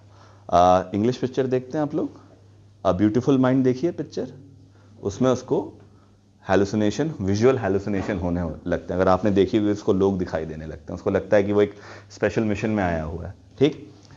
तो हैलुसिनेशन ये कुछ आपका पहला एक सिम्टम होता है स्किज़ोफ्रेनिया का साइकोसिस में। Second is delusions. डिल्यूजन्स होते हैं फॉल्स फर्म बिलीफ, ठीक है। उसे क्या डिल्यूजन हो रहा था, जैसे किसी किसी को लगता है डिल्यूजन ऑफ परसिक्यूशन। जो स्किज़ोफ्रेनिया के पेशेंट्स होंगे उनको लगेगा कि यार हमें फलाना मारना चाहता है, लोग हमारे खिलाफ साजिश रच रहे हैं, ये हमको मार डालेंगे, तो वो हमेशा इरिटेटेड रहता है, वो किसी को अपने पास नहीं आने देगा, लड़ेगा, झगड़ेगा, बोलेगा फलाना मारना चाहता है, ढिमकाना मारना चाहता है, ठीक है, तो उसे डिल्यूजन होने लगता है। ठीक, किसी किसी को डिल्यूजन ऑफ ग्रैंडियोसिटी होता है, उसको लगता है अहम ब्रह्मास्मि, मैं सर्वशक्तिमान हूँ, मैं ही सब कुछ हूँ, मैं ही सृष्टि का रचयिता हूँ, ठीक है, तो उसे डिल्यूजन ऑफ ग्रैंडियोसिटी होता है। किसी किसी को लगता है यार कोई है जो मुझसे ये चीज़ें करवा रहा है, पता है मैं यहाँ पे हूँ, किसी ने ना ऐसे रिमोट के जैसे मुझे कंट्रोल कर रहा है, वो बोलता है हाथ उठाओ तो हाथ उठाता हूँ, वो बोलता है ये करो तो वो कर रहा हूँ, ये मैं नहीं कर रहा हूँ, ये वो मुझसे करवा रहा है, तो उसे डिल्यूजन ऑफ कंट्रोल होता है। आपने कभी कभी देखा होगा कि लोगों को लगता है कि सामने वाला हमसे प्यार करता है, या वो देखा आपने जब बड़े बड़े सेलिब्रिटीज़ की शादी होती है तो कभी कोई ना कोई ऐसा लड़का या लड़की मिल जाएगा जो कहेगा इसने हमसे शादी करी थी, इसने हमसे ये किया था। सुना है ऐश्वर्या राय की शादी में, अभिषेक बच्चन की शादी में हुआ था। अच्छा, आप लोग कनेक्टेड नहीं है इस न्यूज़ से, फाइन। तो एक पेशेंट है सर की, वो एक्चुअली ठीक है, उसके घर वाले पॉलिटिकली कनेक्टेड हैं इस समय रूलिंग पार्टी से, जानते वानते, तो वो कहती है कि शायद उसमें से एक जो नेता है वो मेरे पति हैं, ठीक है, और बाकी जो बड़े बड़े नेता है जो पार्लियामेंट में स्पीच देते हैं उनसे रात में मेरी वीसी होती है, मैं जो बोलती हूँ वहीं बोलते हैं अगले दिन जाके। तो ये से क्या है, डिल्यूजन है, ठीक है। सो डिल्यूजन होता है, फॉल्स फॉर्म बिलीफ होता है, ठीक। उनको फॉल्स फॉर्म बिलीफ होगा, उनको लगेगा कि ये चीज़ हो रही है, ये चीज़ परेशान कर रही है, इसलिए वो पर्टिकुलर कोई ना कोई एक्टिविटी करते हैं। जैसे मेरा एक पेशेंट था, उसको ये डिल्यूजन था, उसकी शादी नहीं हुई थी, वो एक पुअर फैमिली से था, तो उसने अराउंड 45 ईयर्स का था, उसने पूरी अपनी जो लाइफ है लगाई अपने छोटे भाई को पढ़ाने लिखाने में, उसकी सरकारी नौकरी लग गई, उसकी शादी हो गई, उसके बच्चे हो गए, तो बहुत सारे फैक्टर्स की वजह से उसे स्किज़ोफ्रेनिया हुआ। तो उसे ये डिल्यूजन होता था उसकी जो वो है वाइफ, ब्रदर की वाइफ है, वो इच्छाधारी नागिन है जो उसे मार देगी। और उसे आवाज़ें क्या सुनाई देती थी, उसे हर 2 महीने में, है ना, सबसे पहले लखनऊ में जो मंदिर है वहाँ पे जाके मत्था टेकना है, कलकत्ता में जो काली माँ का मंदिर है वहाँ जाकर के मत्था टेकना है, असम में कामाख्या देवी वहाँ मंदिर में जाकर के उसे मत्था टेकना, फाइनली पशुपति नाथ में जाकर के उसको अपना मत्था टेकना। अगर उसने यहाँ नहीं टेका तो वो जो नागिन है वो उसको मार डालेगी। तो इसे क्या था, डिल्यूजन था, ठीक है। उसको एक औरत की आवाज़ सुनाई देती थी जिसको लगता था कि वो ईश्वर की आवाज़ है जो उसको बचाने के लिए सारी चीज़ें बोल रही है। तो स्किज़ोफ्रेनिया में ये होता है। फिर वो क्या करेंगे, अगर मानसिक संतुलन खराब होगा तो वो लोग कपड़े वपड़े क्या पहनने हैं, कैसे लोगों के साथ बैठना है, उठना बैठना, ये संतुलन धीरे धीरे धीरे खराब होने लगता है। आप देखिएगा कभी कभी आपको दिखेंगे लोग भरी ठंड में जो होता है कम कपड़ों में घूम रहे हैं, ठीक है, कच्छा बनियान में ही घूम रहे हैं, ठीक है, बहकी बहकी बातें कर रहे हैं, कच्छा बनियान में घूम रहे हैं। अगर आप मकरोनिया साइड जाते हैं उस तरफ, जो आप जाओगे जब सागर स्टेट की तरफ, तो आपको एक बाबा मिलेंगे, वो आधे टाइम या तो ट्रैफिक को चलाते हैं या आपको कम कपड़ों में भरी ठंड में दिखेंगे। सो आपका जो रियलिटी कंसेप्ट होता है, क्यों, क्योंकि आपकी जो इनसाइट होती है वो बहुत पुअर हो जाती है। तो स्किज़ोफ्रेनिया के ये पेशेंट्स हैं, ठीक। यहाँ कुछ पूछना है स्किज़ोफ्रेनिया के बारे में? इससे सर रिलेटेड एक क्वेश्चन था, जैसे एक टॉक के लिए आपने बोला ना अपने आप से बात करना, तो मिरर लेके आए तो तब अपने आप से बात करना होता है, तो फिर उसकी वो हैबिट मतलब अपने आप में एक्चुअली पहुंच हो जाती है, उसको आवाज़ें, उसके दिमाग में आवाज़ें चल रही होती हैं, तो ये उससे मतलब वो ये उसकी डिजीज ही होगी या फिर भाई उसको क्या हो रहा है, हेलुसिनेशंस हो रहे हैं ना, उसको हेलुसिनेशन होने लगे, उसे आवाज़ें सुनाई दे रही है, वो आवाज़ें उसके कान के लिए रियल हैं, उसे लग रहा है कि आवाज़ें, तभी तो बड़बड़ा रहा है। उसका जो शक है भाई, डिल्यूजन क्या, फॉल्स फॉर्म बिलीफ, उसे लगता है कि ज़माना उसे मारना चाहता है, तो उसके घर वाले जबकि उसको नहीं मारना चाहते हैं, वो नॉर्मल है, सब कुछ है, मगर तब भी उसको लगता है फलाना खाने में कुछ ना मिला के दे दे। जैसे स्किज़ोफ्रेनिया के पेशेंट्स होते हैं, वो लोग इतनी जल्दी खाना नहीं खाते हैं, उनको लगता है घर वालों ने इसमें कुछ मिलाया है, ठीक है, तो इन्हें क्या डिल्यूजन है, उनको लगता है ये मुझे मारना चाहते हैं। ज़माना पूरा खा के सोया हुआ, रात के 2-3 बजे उठेंगे, अपना खाना बनाएंगे, क्यों, उनको लगेगा कि कुछ मिला तो नहीं है। तो ये सारी उनके डिल्यूजन्स होते हैं, ठीक। फिर एक नॉर्मल एक और डिसऑर्डर है जिसे हम कहते हैं बाइपोलर डिसऑर्डर। बाइपोलर डिसऑर्डर में बेसिकली 2 बाइपोलर, बाय मतलब 2, polar means poles apart behaviour होगा। मेनिया और डिप्रेशन होता है इसमें बाइपोलर में। मेनिया आपने कभी सुना है क्या होता है? कभी कभी इंसान जिसको मेनिया होता है तो कैसे शुरू होता है, उसकी नींद डिस्टर्ब होगी, ठीक है, नींद डिस्टर्ब होगी, फिर वो बहुत ज़्यादा काम करने लगेगा इनिशियल फेज़ में, वो प्रोडक्टिव हो जाएगा, सुबह जल्दी उठेगा, काम ज़्यादा करेगा, नींद डिस्टर्ब रहेगी, और धीरे धीरे उसका जो मोटर बिहेवियर, हाथ पाँव का रेस्टलेसनेस है वो बढ़ेगा, ठीक है। फिर वो इधर की उधर बातें करेगा, वो एक बात कंप्लीट नहीं करेगा, फिर दूसरी बात करेगा, दूसरी से तीसरे पे जाएगा, और वो उसमें उसको डिल्यूजन ऑफ ग्रैंडियोसिटी होगा। ग्रैंडियोसिटी मतलब वो कहेगा यार मैं इसको जानता हूँ, मैं ये करवा दूंगा, मैं ब्रह्मा जी की पूजा करता हूँ तो मैं सृष्टि को नाश कर दूंगा। उसे लगेगा कि उसे किसी मिशन ओरिएंटेड उसमें भेजा गया हुआ है, ठीक। तो वो बड़ी बड़ी बातें करेगा। जैसे मेरे पास एक पेशेंट आया था, तो आया मेरे को बोलता उठो टेबल से, मैं समझ गया कि मेनिया का पेशेंट है। बोलता अभी मोदी जी को फ़ोन कर दूंगा ना तो पूरे तुम्हारी ऐसी तैसी कर देंगे। मैंने बोला क्या हो गया सर, क्या हो गया, क्यों परेशान हो रहे, प्लीज़ बैठिए आप। तो बैठा, बोला एक काम करो, जल्दी से यहाँ पे अपने मुखिया को बुलाओ, अभी वो नड्डा जी का हेलीकॉप्टर छत पे लैंड होने वाला है, वो आने वाले हैं, मैंने कॉल किया है, ठीक है। मैंने कहा ठीक है सर। बोलता है और मैं बता रहा हूँ तुम सबकी, मैं उसे यही नहीं पता कि हम नॉर्मल कपड़े पहने, हमसे बोल रहे हैं हम तुम्हारी वर्दी उतार देंगे, ठीक है। क्यों? ही डिल्यूजन ऑफ ग्रैंडियोसिटी। देखो पता लगता है यार, जब मेंटल हेल्थ का कोई इंसान परेशान होता है ना, उसकी बात से पता लगता है। हम लोग हंस रहे हैं बट जिस पे बीतती है, तुम ये सोचो, रात अभी मैंने तुम्हें बताया मेनिया का पेशेंट है, मेनिया का पेशेंट सुबह 4 बजे उठ जाएगा, ठीक है। वो घर वालों के ना डंडा कर देगा, सबको उठाएगा, बोले उसकी पूजा जो होगी बहुत ज्यादा होती है, हाइपर सेक्सुअल होते हैं, ठीक है। तो वो क्या करेगा, वो 1-1.5 घंटे में पूजा पाठ कर देगा। उसकी पूजा नहीं कि अश्वमेध यज्ञ होगा, ठीक है। उसकी जो पूजा होगी ना, देख करके हैरान हो जाएंगे, ऐसा लगेगा कि ईश्वर आकर के खुद अवतार लेकर प्रभु बस क्यों घंटे घंटे भर तक ये पूजा करते हैं, क्यों? इन्हें डिल्यूजन ऑफ ग्रैंडियोसिटी है, इन्हें लगता है कि नहीं मुझे बड़े मकसद के लिए भेजा है, मैं शिव का भक्त हूँ, मैं ये कर दूंगा, मैं वो कर दूंगा। क्यों? ये मीनिया का सिम्टम है। मीनिया के पेशेंट से आप मीनिया के पेशेंट को डर नहीं लगता है। आपकी कभी लड़ाई हो और कोई मीनिया का पेशेंट हो तो बहुत बढ़िया कंटेंडर है आपके लिए। अगर वो मैनिक फेज में है, 10 लोग खड़े हैं, आप बोले भाई 10 को मारना, बोलेगा तेरा भाई 100 से लड़ेगा। हाँ करते हैं, लड़ते हैं भाई। मैनिक वाला जो पेशेंट होता है ना, क्या है उसके मन में डिल्यूजन ऑफ ग्रैंडियोसिटी, एक बड़ा भाव आ गया तो उसको क्या लगेगा, जिसको ईश्वर ने भेजा है मिशन के लिए, वो तुम और हमसे डरेगा नहीं, डरेगा वो।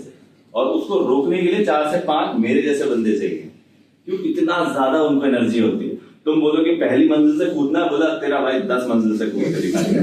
लोग कूदते हैं, सुसाइड होता है। मैनिक पेशेंट जब सुसाइड करते हैं, सुसाइड में 2 तरीके के सुसाइड होते हैं, बताऊंगा मैं उसके बारे में। तो क्या है, दे विल जंप, ठीक है। हाइपरसेक्सुअल होते हैं, तो जब मैनिक पेशेंट आता है, अगर मेल पेशेंट है तो फीमेल काउंसलर, फीमेल साइकियाट्रिस्ट को उससे दूर रखा जाता है। जब हमारी ट्रेनिंग होती थी, लखनऊ के बारे में जानते हैं आप लोग? कोई है लखनऊ से यहाँ पे? कोई गया लखनऊ में? नहीं गया, गए हैं, वेरी गुड। एक वहां पे मेंटल हेल्थ इंस्टीट्यूट है, उसका नाम है नूर मंजिल, एक बहुत पुराना साइकियाट्रिक इंस्टीट्यूट है। तो जब हमारी ट्रेनिंग होती थी तो मैनिक पेशेंट होते थे ना, तो उनको अलग रखा जाता था। तो उनकी एक सीढ़ी थी, सीढ़ी पे ऐसे बार लगाए जाते थे। अब हमारी ट्रेनिंग के टाइम में फीमेल जो हमारे एक साथी क्लिनिकल साइकोलॉजिस्ट होती थी, उनको भी जाकर के केसेस लेने होते थे। तो मैनिक पेशेंट आकर के गाना गाते थे, बहारो फूल बरसाओ मेरा महबूब है। तो वो स्टेट में हाइपरसेक्सुअलिटी। तो हमें बताया गया कि जब पेशेंट के पास आप जाओ मेंटल हेल्थ के, तो आपको ज्यादा चटकदार कपड़े, परफ्यूम, जेल जुल नहीं लगाना है। जितने आप भैया जी बहन जी बन के जाएंगे, उतना बेहतर केस आपका होगा। क्योंकि मैनिक जो पेशेंट होता है ना, वो बहुत सज धज के आपके पास आएगा। आप बस बोलोगे हेलो, अपने आप शुरू हो जाएगा, hello how are you, I am fine, I am good, ये वो फलाना ढिमकाना। बिकॉज क्या है, उसका दिमाग उस समय जो है वो इम्बैलेंस में चलता है। तो ये मीनिया के कुछ फीचर्स होते हैं, ठीक है। बड़ी बड़ी बातें करना। मैनिक पेशेंट से आप 500 रुपए मांगोगे, आपको 50,000 दे देगा। क्यों? क्योंकि इतनी उनकी वो होती है, स्पेंडिंग कैपेसिटी होती है। वो रुकते थोड़ा ना है। एक मेरी पेशेंट थी, तो वो मुस्लिम फैमिली से थे, उसके फादर अच्छे खासे बिजनेसमैन थे। तो वो किसी को पता नहीं था उसे बाइपोलर डिसऑर्डर में, मैनिक फेज में। तो एक मंदिर से जा रही थी, तो मंदिर में उसको शिव जी का जो ब्लू कलर दिखाई दिया, उस कलर का ऐसा उस पर इफेक्ट पड़ा, उसने 1.25 लाख की शॉपिंग कर ली एक दिन में। एंड उसके पास सिर्फ मात्र 20 तरीके के ब्लू बुरखे थे बस। आप सोचिए, मैनिक में आके शॉपिंग करता है आदमी। जब वो धीरे धीरे ठीक हुई, फिर जब हमारी काउंसलिंग हुई, उससे बात करी, तो उसको ध्यान ही नहीं है कि उसने 4 महीने में लमसम 7 या 8 लाख रुपए उसके खर्च कर दिए। तो मैनिक एपिसोड में जब चलता है बंदा, तो उसे चीजों का पता नहीं चलता, ठीक है। इसको जानते हैं आप, हनी सिंह को? बाइपोलर का पेशेंट था। अब उसके आप गाने सुनिए और अभी के इंटरव्यू सुनिए। अभी उसका एक इंटरव्यू आया था जिसमें उसने कहा था, मैंने क्या रद्दी गाना गाया, ये ब्लू है पानी पानी, कोई मतलब है? बट उसने वो जो गाने लिखे हैं वो मैनिक फेज में लिखे थे, ठीक। तो बेसिकली मेनिया में इंसान को बड़े बड़े थॉट आते हैं, बड़ी बड़ी बातें करता है, रेस्टलेस होता है, एक जगह रुकता नहीं है। तो इसके जो पेशेंट्स आते हैं गाँव से, तो गाँव वाले क्या कहेंगे, अरे सर ये तो घंटों घंटों पूजा करता रहता है, किसी को सुनता नहीं, छोटी छोटी बातों में मारने दौड़ जाता है, लट उठा लेता है और रात रात भर सोता नहीं। ये है मेनिया। फिर 4-5 वीक्स बाद या आफ्टर अ मंथ उसको डिप्रेशन का एपिसोड आएगा। फिर वही इंसान जो कहता था आज तेरा भाई 100 से लड़ेगा, वो एकदम दुखी हो जाएगा। वो बोलेगा यार कोई मतलब ही नहीं है लाइफ का, कोई कुछ नहीं है, ये नहीं है, वो नहीं है। ये होता है बाइपोलर डिसऑर्डर। ठीक है, बाइपोलर डिसऑर्डर में भी डिप्रेशन होता है। नॉर्मल डिप्रेशन और इस डिप्रेशन में अंतर ये होगा, इस वाले डिप्रेशन में बाइपोलर में एक मैनिक स्टेट आई होगी पहले। इसलिए हम ये क्लियर करते हैं कि भाई इसको डिप्रेशन आया था तो इसके पहले क्या ये ऐसा सो नहीं रहा था, बड़ी बड़ी बातें तो नहीं कर रहा था। तो तब हम डिफरेंशिएट करते हैं कि मेंटल हेल्थ डिसऑर्डर्स जो होते हैं वो थोड़े से पेचीदे होते हैं। आप कुछ डायग्नोसिस कर रहे कोई और चीज पता लगी तो तुरंत आपको अपना डायग्नोसिस देखना पड़ता है। तो ये थोड़ा बहुत आपका जिसे हम कहते हैं ना कि पागलपन वाले जो होते हैं, कहते हैं ये पागलपन है, तो ये होता है। ठीक, अब इसके बाद कुछ नॉर्मल न्यूरोलॉजिकल कंडीशंस होती है, जिसमें एक आप बहुत आपने देखी होगी, मिर्गी, एपिलेप्सी। किसी को एपिलेप्सी आए तो क्या करना चाहिए बताइए? Very good. और नहीं, कंडा सुखाना चाहिए। Very good, very good. Belt Sukhani चाहिए, है ना। मैंने तो किसी से सुना था, बोला सर अगर किसी को गांव का बंदा है वो, सर एक बार एक को झटका, मैंने बोला क्या हमने तो अपना कच्चा सुखा दिया था, सर वो टूट गया। ये होता है गांव में, और ये सारी चीजें आपको नहीं करनी है भैया। तुम खुद सोचो, तुम सोए हुए हो, मैं तुम्हारे मुंह पे कंडा ले आऊं सुबह सुबह, तुम्हें कैसा लगेगा? और वो जो गोबर का कंडा तुम्हें नहीं पता गाय को 10 लगाएगी, ठीक नॉर्मल। भाई इससे कुछ नहीं होता है, ये भगवान के लिए नहीं करना कभी। किसी को झटका आ रहा है, झटका 1 से 2 मिनट का होता है, ठीक है। बेसिकली मोटा मोटा समझो क्या होती है एपिलेप्सी। घर में अभी यहाँ पे बहुत लोड आएगा तो क्या होगा, एमसीवी गिर जाएगी। एमसीवी क्यों गिरती है? तुम्हारा सामान ना फूके। सिंपल लैंग्वेज में भाई, इतना टेक्निकल में मत जाओ। सामान ना फूके। दिमाग किससे चलता है? इलेक्ट्रिकल सिग्नल से। जब बहुत ज्यादा इलेक्ट्रिकल सिग्नल्स आते हैं तो क्या होता है, कभी कभी क्रॉस कनेक्शन हो जाता है ना, हम मोबाइल कहीं लगाते हैं, लगता कहीं कोई और आवाज सुनाई देती दिमाग को, कि जो सिग्नल्स इतने हो गए कि दिमाग सडन शॉक में चला जाता है। कभी कभी भरी ठंड में पानी गिराना शावर का अपने ऊपर, एकदम नहीं हो जाते तो वो हो जाता है। वो हुआ तो तुम्हारी बॉडी शटडाउन मोड में चली जाती है। तो 1 से 2 मिनट के लिए जो पेशेंट होता है एपिलेप्सी का बेहोश हो जाएगा। वो पैंट में नंबर 1 नंबर 2 कर सकता है, ठीक है। अगर तुम्हारे सामने किसी पेशेंट को एपिलेप्सी आ रही है, तो अगर आपको लगता है कि आप बाहुबली हैं, आपके अंदर दम है, तो उसके जो जॉइंट्स हैं, ये कोलू, ये पकड़ लेना, ये डिसलोकेट हो जाते हैं अगर तुम्हारे अंदर दम हो तो, वरना छोड़ देना। भगवान के लिए उसके मुंह में चाबी उंगली नहीं देना। दांत टूट गया, गले उसमें चला गया, नली में चला गया, तो तुम पे कानूनी कार्रवाई हो जाएगी। तुम मदद करने गए थे तो कानून देगा तुमने ही मार डाला, ठीक है। मुंह पे आप चप्पल, कच्छा, बनियान सुंघा रहे, उससे भी मुंह में क्या हो रहा है, ऑक्सीजन का जो पाथ है वो दब रहा है ना। कुछ महानुभाव बोलते हैं कि झटका है तो पानी पिला दो। अरे भैया, तुम्हारे गले में वो हो जाएगा। जैसे कभी कभी थूक होती है तो अटक जाती है ना, तो क्या होता है, प्राण निकल जाते हैं ना हमारे। तो सोचो वो पानी जाकर के उसकी नली में, सांस की नली है, उसको जाके ब्लॉक कर देता है। तो क्या होता है, जैसे आदमी डूब के मरता है ना, तो उस पानी में ही उसको डूबने वाली फीलिंग आ जाती है, इससे डेथ हो जाती है। तुम मुंह में उसकी उंगली ऐसे रखोगे ना कि मुंह जबान ना चबाए, तुम्हारी उंगलियां चबा लेगा भाई। इतनी उस समय सिवियर उसको ऐसी स्ट्रेंथ की अनुभव होती है, लोहा वोहा भी दबा देता है। तो दांत टूटने के हैं, तुम सोचो किसी को झटका है, बेचारे की 32 में 2 गायब हो तो कैसा लगेगा उसे, कि चाबी रखी थी दांत टूट गए। So never do like this, ठीक है। उसका बस एक ही इलाज है, आया है झटका, लेट हिम लाई डाउन, ठीक। 2 मिनट में उसका झटका है वो नॉर्मल हो जाएगा। अगर किसी को झटका आता है तो उसको गाड़ी नहीं चलानी चाहिए।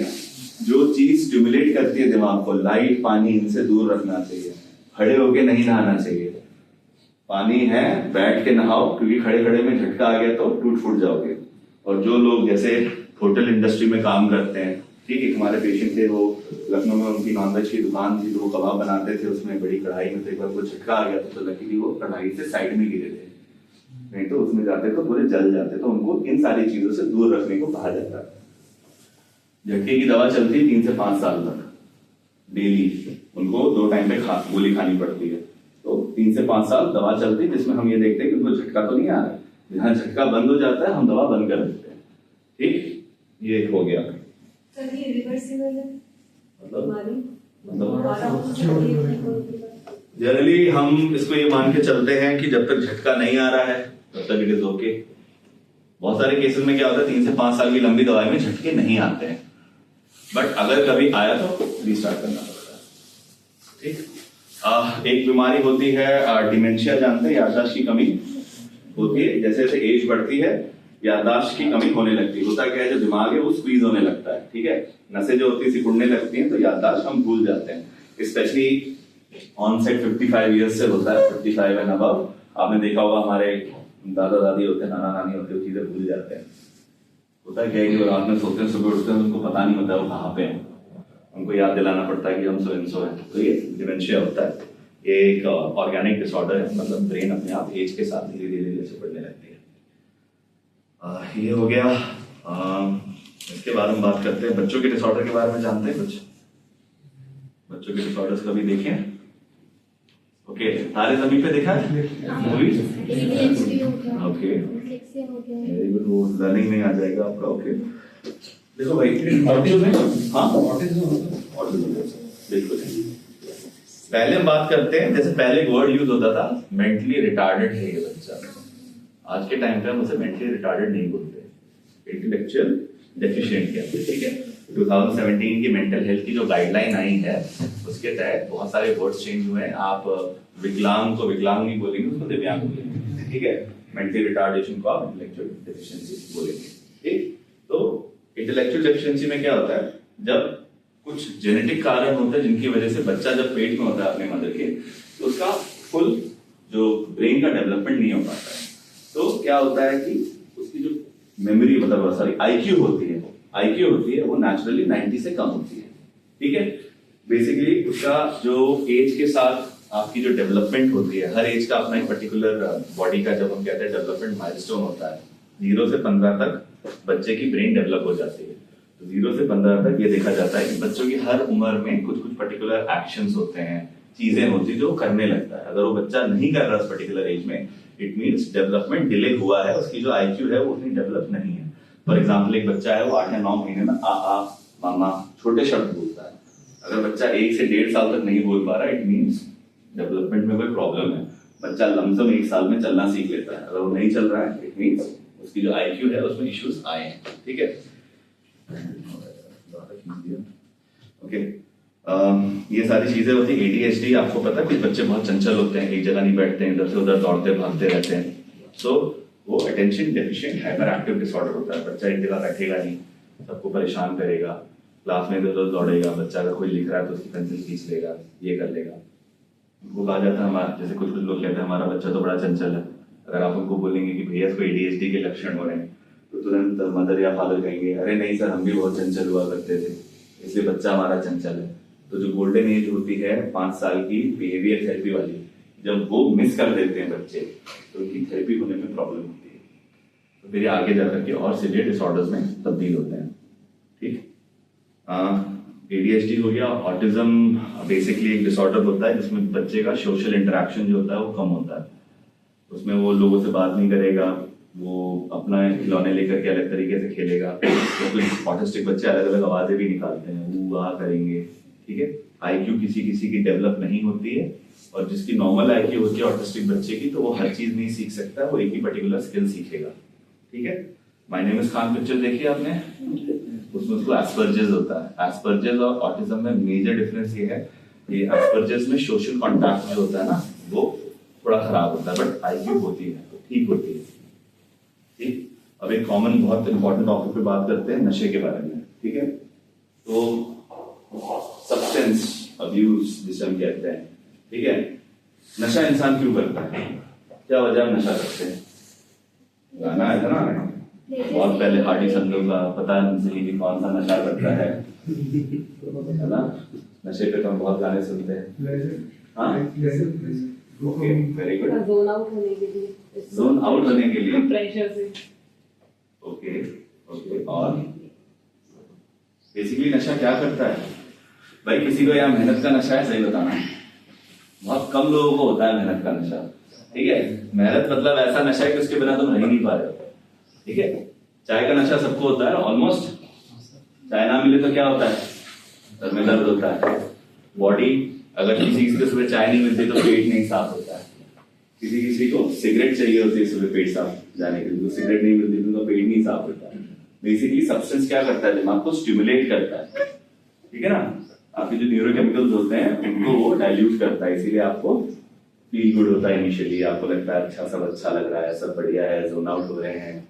बट सब्सटेंस क्या करता है, आपने देखा होगा कि हम कब मानते हैं कि एक इंसान डिपेंडेंट हो गया सब्सटेंस के, एडिक्शन हम कब मानते हैं? जैसे एक इंसान है वो डेली 30 ml दारू पी रहा है तो हम उसे एडिक्ट मानेंगे?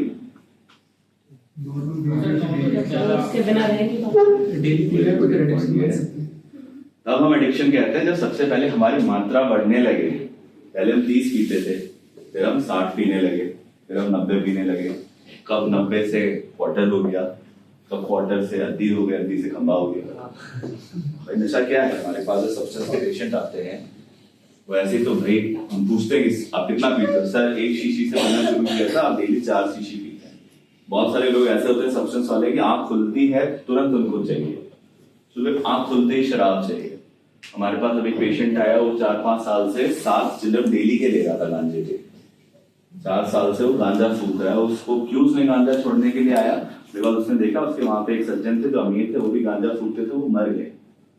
तो उसे ये लगा, पहले कैसे इंट्रोड्यूस कराया गया उसको गांजे से, बोला भोले का प्रसाद है, भोले के प्रसाद को लिया करो, भोला तुम पे कृपा करेगा। उसके ये शब्द से बोला, सर मैंने जब उनको मरते हुए देखा तो मैंने कहा भगवान ऐसा प्रसाद नहीं दे सकता है ना, कि इंसान की जान ही चली जाए। तो सर मैं आया हूं अपने आप को ट्रीट कराने के लिए, मैं चाहता हूं कि मैं जल्दी अभी भोले बाबा के पास ना जाऊं, थोड़ा रुक करके जाऊं, तो आप मेरा इलाज करिए। तो हमने जब पूछा तो नशा कैसे ऐसे इंट्रोड्यूस होता है नशा। नशे के कॉमन फैक्टर्स क्या होते हैं जिससे इंसान को इंट्रोड्यूस कराया जाता है? Peer pressure, to look cool. हम सोशल मीडिया पे देख रहे हैं ना आजकल, वो दिलजीत का एक वो चल रहा है कि आपके गानों में सब्सटेंस को लेकर के बहुत बात होती है, उस पर विवाद चल रहा था। तो क्या होता है, एक क्यूरियोसिटी आती है, इसलिए हम नशे की तरफ इनिशियली जाते हैं, जो यूथ जाता है। सो सब्सटेंस क्या करेगा, सबसे पहले मात्रा बढ़ेगी। ठीक है, आपको जो सारी चीजें पहले खुशी प्रदान करती थी, आपको वो खुशी सिर्फ नशे में दिखाई देने लगी। आपको लगे जब तक नशा नहीं है तब तक मैं खुश नहीं, तो समझ लीजिए कि आप नशेड़ी बन चुके हैं। ठीक, नशा डिपेंडेंस ऐसे आता है। आपने देखा होगा बहुत सारे लोग हैं वो मतलब पैसा अच्छा कमा रहे हैं बट वो पूरे टाइम पिए रहते हैं, पूरे टाइम नशा किए रहते हैं। Why? Because they are finding happiness in नशा। ठीक, थर्ड क्या होगा उसका कि अगर वो नशा नहीं लेगा तो उसे विड्रॉल्स होने लगेंगे। विड्रॉल समझते हैं क्या है? जब आप नशा नहीं करते हो, जैसे अगर कोई शराब नहीं पीता उसके हाथ ऐसे से कंपन करने लगते हैं, तो वो कहता है सर शराब पिला दो नहीं तो हाथ कंपन नहीं रुकेंगे, घबराहट बेचैनी होती है। जो कोकेन लेता है उसको विड्रॉल होते हैं तो उसे लगता है कीड़े चल रहे हैं उसके शरीर में। ठीक है, देवरी या केसली करके नाम सुना है? केसली देवरी ऐसे, हाँ देवरी है, केसली का केस है। आज से 1 साल पहले एक लड़की आई, हम वहाँ पे अपना मेंटल हेल्थ का कैंप चला रहे थे, तो उसने बोला सर मुझे आप लोग क्या नशे की दवा कराते हैं? हमने कहा हाँ कराते हैं, बेटा अपने पापा को ले आओ। बोलती सर पापा को नहीं कराना, मुझे अपना इलाज कराना है। तो हमें लगा 6 साल की बच्ची क्या है, ठीक है। तो हमने पूछा बेटा आप किस चीज का नशा करते हो? शराब पीते हो, गांजा पीते हो? बोलती नहीं मैं बड़े वाले नशे करती। मैंने बोला सर आप क्या करते हो? बोलती हूँ ब्राउन शुगर लेती हूँ। मैंने कहा बच्चे ब्राउन शुगर कब से ले रहे हो? बोला जब मैं 3 साल की थी मैं तब से ले रही हूँ। मेरे पापा है नहीं, मेरी मम्मी की दूसरी शादी हुई तो मेरे मामा है वो तस्करी का काम करते हैं ब्राउन शुगर का, तो उन्होंने मेरे पापा को आदत लगा दी, मेरी माँ को भी आदत लग गई। अब जब घर में खाना नहीं बनता था तो माता जी मुझे भी ब्राउन शुगर थोड़ा दे देती। तो हमने पूछा बच्चा हमारे पास क्यों आए हो? बोला सर अब ना मैं जब नहीं लेती हूँ तो मेरा पेट, मुझे दस्त लगते हैं, मेरे पाँव हिलते हैं। और जब आदमी ब्राउन शुगर सिंथेटिक नशा नहीं लेता है, जितने आपके बॉडी में छेद है वहां से लिक्विड डिस्चार्ज होता है। इस चीज की वजह से मैं इतनी परेशान हो गई सर कि मुझे प्लीज दवा करानी। फिर उसकी ट्रीटमेंट ली। तो 3 साल की बच्ची 6 साल 3 साल continuous intake of drugs. Substance ऐसे आपको तोड़ता है। सब्सटेंस एक कॉमन कारण है सुसाइड का भी। ओके, बाकी सुसाइड के बारे में सर टॉपिक बहुत लंबा हो जाएगा, है ना, वाइंड अप मैं कर देता हूँ। सब्सटेंस पे तो जाऊंगा, यहाँ तक किसी मतलब सुसाइड पे गया तो बहुत टाइम लग जाएगा। यहाँ तक किसी को कोई मेंटल हेल्थ में डाउट हो प्लीज पूछो। आप लोग के डाउट्स अगर मैं क्लियर कर पाया तो मुझे बड़ा अच्छा लगेगा। सर ऑटिज्म पूरी तरीके से ठीक हो सकता है? देखो ऑटिज्म क्या होता है, अगर अच्छी बिहेवियर थेरेपी हुई डिपेंडिंग ऑन द आईक्यू। देखो आईक्यू जितनी कम होगी उतना बच्चे को समझाने में मुश्किल आती है, ठीक है। अगर आईक्यू बॉर्डर लाइन है या बॉर्डर लाइन है या उससे थोड़ी कम है, माइल्ड है, तो ट्रेनेबल है बच्चा। हम उसे स्किल्स सिखाते हैं, बेसिक लाइफ स्किल्स सीखिए। जैसे आजकल बहुत सारे बड़े शहरों में क्या हो रहा है, ऑटिस्टिक बच्चों के कैफे ओपन कर दिए गए जिसमें वो कैफेटेरिया में काम कर रहे हैं, एक तरीके से उनका लाइवलीहुड एम्प्लॉयमेंट हो जाता है, ठीक है। और किसी को कुछ मेंटल हेल्थ पूछना है? सर जैसे कोई भी इंसान होता है जो किसी और की तरह बिहेव करने लगता है, जैसे मल्टीपल डिसऑर्डर होते हैं शायद से। पर्सनालिटी की बात कर रहे हो? हाँ सर। पर्सनालिटी अलग फैक्टर है बेटा। पर्सनालिटी में भी 3 क्लस्टर्स होते हैं, ठीक है। पर्सनालिटी ओवरऑल आपकी अपब्रिंगिंग, आपके लाइफ एक्सपीरियंसेस को देखते हुए होती है, ठीक। जो आप चीज बता रहे हो क्लस्टर बी पर्सनालिटी में जाते हैं, उसमें बहुत तरीके की पर्सनालिटीज होती हैं। अब कभी टाइम मिला फ्यूचर में तो उस पर हम थोड़ा बात करेंगे, क्योंकि ये बहुत लंबा टॉपिक है पर्सनालिटी। इतना याद रखो 25 साल तक हमारी पर्सनालिटी का सांचा बन जाता है, 25 साल के बाद पर्सनालिटी चेंज नहीं होती है, ठीक है। Okay, coming to the point is symptoms indicating probable mental health problems. आपको कैसे पता चलेगा कि आपकी मेंटल हेल्थ इफेक्टेड हो रही है, जैसे आपने पूछा था। फिजिकल सिम्टम्स में क्या होगा, आपको दर्द होने लगेगा, शरीर में दर्द रहेगा, ठीक है। आपकी स्लीप डिस्टर्ब होगी, एपेटाइट डिस्टर्ब होगी, आपको वीकनेस महसूस होगी, ठीक। थिंकिंग की जब बात आएगी तो आपकी कंसंट्रेशन में प्रॉब्लम होगी, आपका कंसंट्रेशन फ्लक्चुएट करेगा, मेमोरी रिटेंशन में पावर आएगी, आप चीजें थोड़ा भूलने लगोगे, आपको याद नहीं आएगी। किसी किसी केस में क्या होता है, जो आपकी जजमेंट होती है चीजों को लेकर के वो पुअर हो जाती है, ठीक है। साइकोलॉजिकल इफेक्ट होंगे, हमेशा एक उदासी बनी रहेगी, लैक ऑफ इंटरेस्ट रहेगा चीजों में, या फिर बहुत ज्यादा डर लगेगा चीजों में, आप हर चीज में डरने लगोगे। बिहेवियर रिस्पॉन्स क्या होगा, आप हमेशा ग्रेजुअली एग्रेसिव बनने लगोगे, छोटी छोटी बात पे आप तुरंत हाइपर हो जाओगे, मारने के लिए तैयार हो जाओगे किसी को, ठीक है। या तो अपने आप को आइसोलेट करने लगोगे, और कुछ केसेस में लोग अपने आप को चोट पहुंचाने लगते हैं। तो कुछ केसेस में लड़के लड़कियां क्या करते हैं, अपनी जो कलाई होती है उसको काटते हैं, या जांघ होती है यहाँ पे काटते हैं, सेल्फ हार्म का बिहेवियर करते हैं। ये पेशेंट्स हैं सागर में भी, ठीक है। और बहुत ज्यादा जब सीवियर उसमें जाता है मेंटल हेल्थ, तो आपको चीजें सुनाई देना, दिखाई देना शुरू हो जाती हैं, ओके।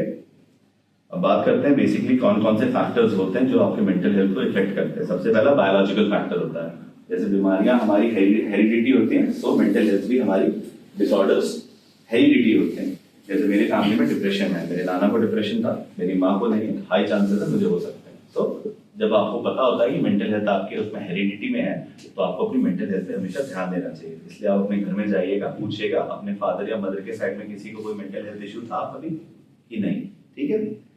बेसिकली उसमें आपका जेनेटिकल फैक्टर आता है और ब्रेन के केमिकल्स होते हैं उसकी इम्बैलेंस की वजह से। साइकोलॉजिकल फैक्टर्स जो मेंटल हेल्थ को बढ़ाते हैं वो है poor self esteem, negative thinking, ठीक। जब आप अपनी वैल्यू नहीं करोगे तो you are more prone to mental health. और फिर चाइल्डहुड फैक्टर्स भी किसी किसी में आते हैं, जिसमें violence, abuse, emotional neglect, trauma. जो साइकोपैथ किलर्स होते हैं उनका चाइल्डहुड बहुत डिस्टर्बिंग होता है, बचपन में बहुत इतने डिस्टर्ब होते हैं कि वो अपना जो फ्रस्ट्रेशन है जानवरों को मार के निकालते हैं, क्योंकि वो बोल नहीं सकते। फिर जब वो किसी इंसान को पहला अपना विक्टिम बनाते हैं तो उन्हें सेंस ऑफ ग्रेटिफिकेशन, खुशी इतनी होती है कि फिर वो आदमियों को मारना शुरू करते हैं। आपने सुना होगा एक साइकोपैथ किलर था सागर में जो गार्ड्स का मुंह फोड़ देता था, उससे मैं डेली हर महीने में एक बार मिलता हूँ, ठीक है। तो साइकोपैथ किलर जो होते हैं वो देखने में आपको हमारे जैसे ही होते हैं, ठीक है, बट उनका जो बिहेवियर होता है वो बड़ा क्रूर होता है। एंड सोशल फैक्टर है आपका फैमिली, गरीबी, अनएम्प्लॉयमेंट, और ये मेजर फैक्टर्स हैं आपकी मेंटल हेल्थ पे कवर करते हैं। अब बात करते हैं कैसे आपकी मेंटल हेल्थ को हम बेटर बना सकते हैं, ठीक है। जैसा कि आजकल आप जानते हैं क्रिकेट 2020 में हो गया है, आजकल हमारे पास इतना टाइम नहीं कि हम टेस्ट मैच देखें, वनडे देखें। उसी तरीके से मेंटल हेल्थ में 2020 का कंसेप्ट आया है। आप में से कितने लोग हैं जो फिजिकल एक्सरसाइज को टाइम देते हैं? Very good. आपको 20 minutes to 1 hour physical activity को टाइम देना चाहिए। इससे क्या होता है, बेसिकली आपकी जो बॉडी है ना उसमें डोपामिन ये सब अच्छा रिलीज होगा, जैसे फील गुड हार्मोन कहते हैं, तो आपकी प्रोडक्टिविटी बढ़ेगी, ठीक, आप फ्रेश महसूस करोगे। और जैसे आप 30 की एज टच करते हो तो फिजिकल एक्सरसाइज मस्ट है, specially little bit of weight lifting, ताकि जो आपका ब्रेन है ना वो ज्यादा एक्टिव रहे, ठीक। तो एक्सरसाइज करनी है। एक्सरसाइज आपके स्ट्रेस हैंडलिंग कैपेसिटी को अच्छा करेगा और आपके अटेंशन कंसंट्रेशन को भी ग्रेजुअली पूरा ओवर द टाइम सही करेगा। कितने लोग हैं जो यहाँ पे अपनी हॉबीज को अभी भी टाइम देते हैं? ओके, कितने लोगों को लगता है गाना सुनना हॉबी है? आप गलत फहमी में जी रहे हैं। अब गाना सुनना गलत, वो हॉबी में नहीं आता। हॉबी में हाथ का इन्वॉल्वमेंट होना चाहिए, ठीक है। Dancing is a hobby, dancing is a hobby, cooking is a hobby, ठीक है। Photography is a hobby, running is a hobby, ठीक है। Cooking is also a hobby, but मैं पर्सनली कुकिंग को हॉबी नहीं बोलूंगा, क्योंकि ये एक लाइफ स्किल है जो आदमी, औरत, लड़का लड़की सबको आना चाहिए, ठीक है। तो हॉबीज को अपना टाइम देना। हॉबीज को जब आप टाइम देते हैं तो कुछ मोमेंट के लिए आप रिलैक्स महसूस करते हैं, ठीक है। आप पेंटिंग करते हैं, कुछ करते हैं, उसमें आप इन्वॉल्व होते हैं। जब आप इन्वॉल्व होते हैं तो आपको अच्छा लगता है कि प्रोडक्टिविटी ओवर अ टाइम बढ़ेगी। Then comes 20 minute. कितने लोग हैं जो डेली जाकर के अपने घर वालों से बात करते हैं कि आज क्या हुआ, नहीं हुआ, अपना दुख दर्द शेयर करते हैं? करते हैं आप लोग? नहीं करते? ओके, इंसान क्या है? सोशल एनिमल, ठीक है। आपने कभी कभी पिक्चरें देखी होंगी कि इसमें विलन होता है, हीरो होता है, उसको एक ऐसे कमरे में रख देते हैं जहाँ छोटी सी बस उससे रोशनदान से आवाज आ रही होती है और पूरा दरवाजा बंद होता है, ठीक है। आइसोलेशन जिसे कहते हैं, ठीक। आइसोलेशन होती है जिसमें कारागार एक ऐसा होता है जिसमें लाइट भी नहीं आती है, अंधेरा कमरा होता है। जब आदमी को 3-4 दिन के लिए आइसोलेशन में रख देते हैं तो वो अपने आप टूटने लगता है, बिकॉज हमारी जो इवॉल्वमेंट एवोल्यूशन हुई है वो कम्युनिकेशन बेस पे भी एक इंपॉर्टेंट रोल उसने प्ले किया है, इसलिए इंसान को सोशल एनिमल कहते हैं। इसीलिए आप देखिएगा कि जो कभी कभी आप देखते होंगे, अगर आप मिलिट्री वाली पिक्चरें देखें तो उसमें इंटरोगेशन में अलग जगह पे लोगों को रखा जाता है, वो लाइट क्यों जला के रखते हैं सर पे, ताकि उसको थोड़ा सा क्लियर लगे। तो जब आइसोलेशन में इंसान रहेगा तो अपने आप उसकी मेंटल हेल्थ खराब होगी। इसलिए कहा जाता है बात करने से बात बनती है, नहीं करने से बातें बनती है। तो अपने मन की व्यथा जो है, मन की बात उस इंसान से करिए जिसको आप बात करने के बाद आपको खुशी महसूस होती है, ठीक है। अगर आप प्लीज रिलेशनशिप में हैं या आपके हस्बैंड वाइफ से नहीं बनती है, गर्लफ्रेंड बॉयफ्रेंड से नहीं बनती है, तो प्लीज उनसे ऐसे अपनी मन की बात शेयर कर रहे हैं और आपको आराम नहीं आ रहा है, तो उसका मतलब ये है कि आपको किसी ढंग के इंसान से बात करना चाहिए, ठीक। So please have a healthy communication. Healthy communication होगा तो आपकी मेंटल हेल्थ जो है ये सही रहेगी। ये कुछ मेजर चीजें हैं। मैं फिर आपको बता रहा हूँ, मेंटल हेल्थ जो है बहुत ही ज्यादा इंपॉर्टेंट है आपके लिए। आपकी मेंटल हेल्थ जो है अगर वो अच्छी रहेगी तो लाइफ में आपके जो है ना एक्टिविटीज वो सही से होंगी, ठीक। अगर कुछ ऐसी भी चीज होती है जो आपने नहीं एक्सपेक्ट करी है तो उसको ओवरकम करने की क्षमता आपको मिलेगी, ठीक। अगर आप मेंटली हेल्दी नहीं रहेंगे तो जो आप अपॉर्चुनिटीज चाहते हैं वो भी आएंगे और आप सही से एक्ट उस पर नहीं कर पाएंगे, ठीक। आप अगर जागरूक रहेंगे तो आपकी फैमिली में अगर किसी को मेंटल हेल्थ इश्यू होता है तो आप उसको मेंटल हेल्थ की सर्विसेज प्रोवाइड कर सकते हैं। जिला अस्पताल सागर में ऑलमोस्ट सारे मेंटल हेल्थ इश्यूज की दवाइयां फ्री में मिलती हैं, ट्रीटमेंट फ्री में होता है, काउंसलिंग सर्विसेज फ्री में होती है। गवर्नमेंट की 2 प्रोग्राम्स हैं, एक टेलीमानस करके जिसमें एक हेल्पलाइन नंबर है 14416। इस नंबर पे आप 24/7 कभी भी कॉल कर सकते हैं। आप इस पे परामर्श ले सकते हैं। अगर आपको मेंटल हेल्थ के बारे में जानना है, आपको कोई मेंटल हेल्थ डिसऑर्डर के बारे में जानना है, उसके माध्यम से आप पता कर सकते हैं। टेलीमानस आपसे पूछेगा कि भाई आप दिखाना चाहते हो कि नहीं दिखाना चाहते हो अपने आप को गवर्नमेंट हॉस्पिटल में। अगर आप कहेंगे यस तो हमें उसकी इंफॉर्मेशन आएगी, फिर आप कभी भी आकर के ओपीडी में अपना इलाज कर सकते हैं। और एक ऐप है मनहित ऐप, ये गवर्नमेंट ऑफ इंडिया के द्वारा है, प्ले स्टोर पे है। इस पे आप अपना mental health evaluation, mental health पे रिगार्डिंग कोई डाउट हो उसको आप क्लियर कर सकते हैं। बहुत सारे मिथ है मेंटल हेल्थ को लेकर के, गवर्नमेंट ने ऐप बनाई है जिससे आप अपनी जो मिथ है उसको दूर कर सके, मेंटल हेल्थ पे काम कर सके, ठीक। यहाँ तक किसी को ओवरऑल कुछ पूछना हो मेंटल हेल्थ के बारे में, क्योंकि एक बहुत ही बड़ा वास्ट टॉपिक है, तो कोशिश करी हमने कि थोड़ा प्रोक्रास्टिनेशन किस कैटेगरी में है? नॉर्मल है। प्रोक्रास्टिनेशन नॉर्मल बिहेवियर है यार, नॉर्मल बिहेवियर। देखो प्रोक्रास्टिनेशन सबको होता है कभी ना कभी, किसी ना किसी टाइम पे। ऐसा कोई बंदा नहीं होगा जिसको प्रोक्रास्टिनेशन नहीं हुआ होगा। ज्यादा ये हो रहा है तो इट मींस आपकी जो पढ़ाई लिखाई का तरीका है आपकी, देखो होता क्या है, एक चीज समझो, मैंने क्या बताया, हम लोग पढ़ाई में क्या करते हैं।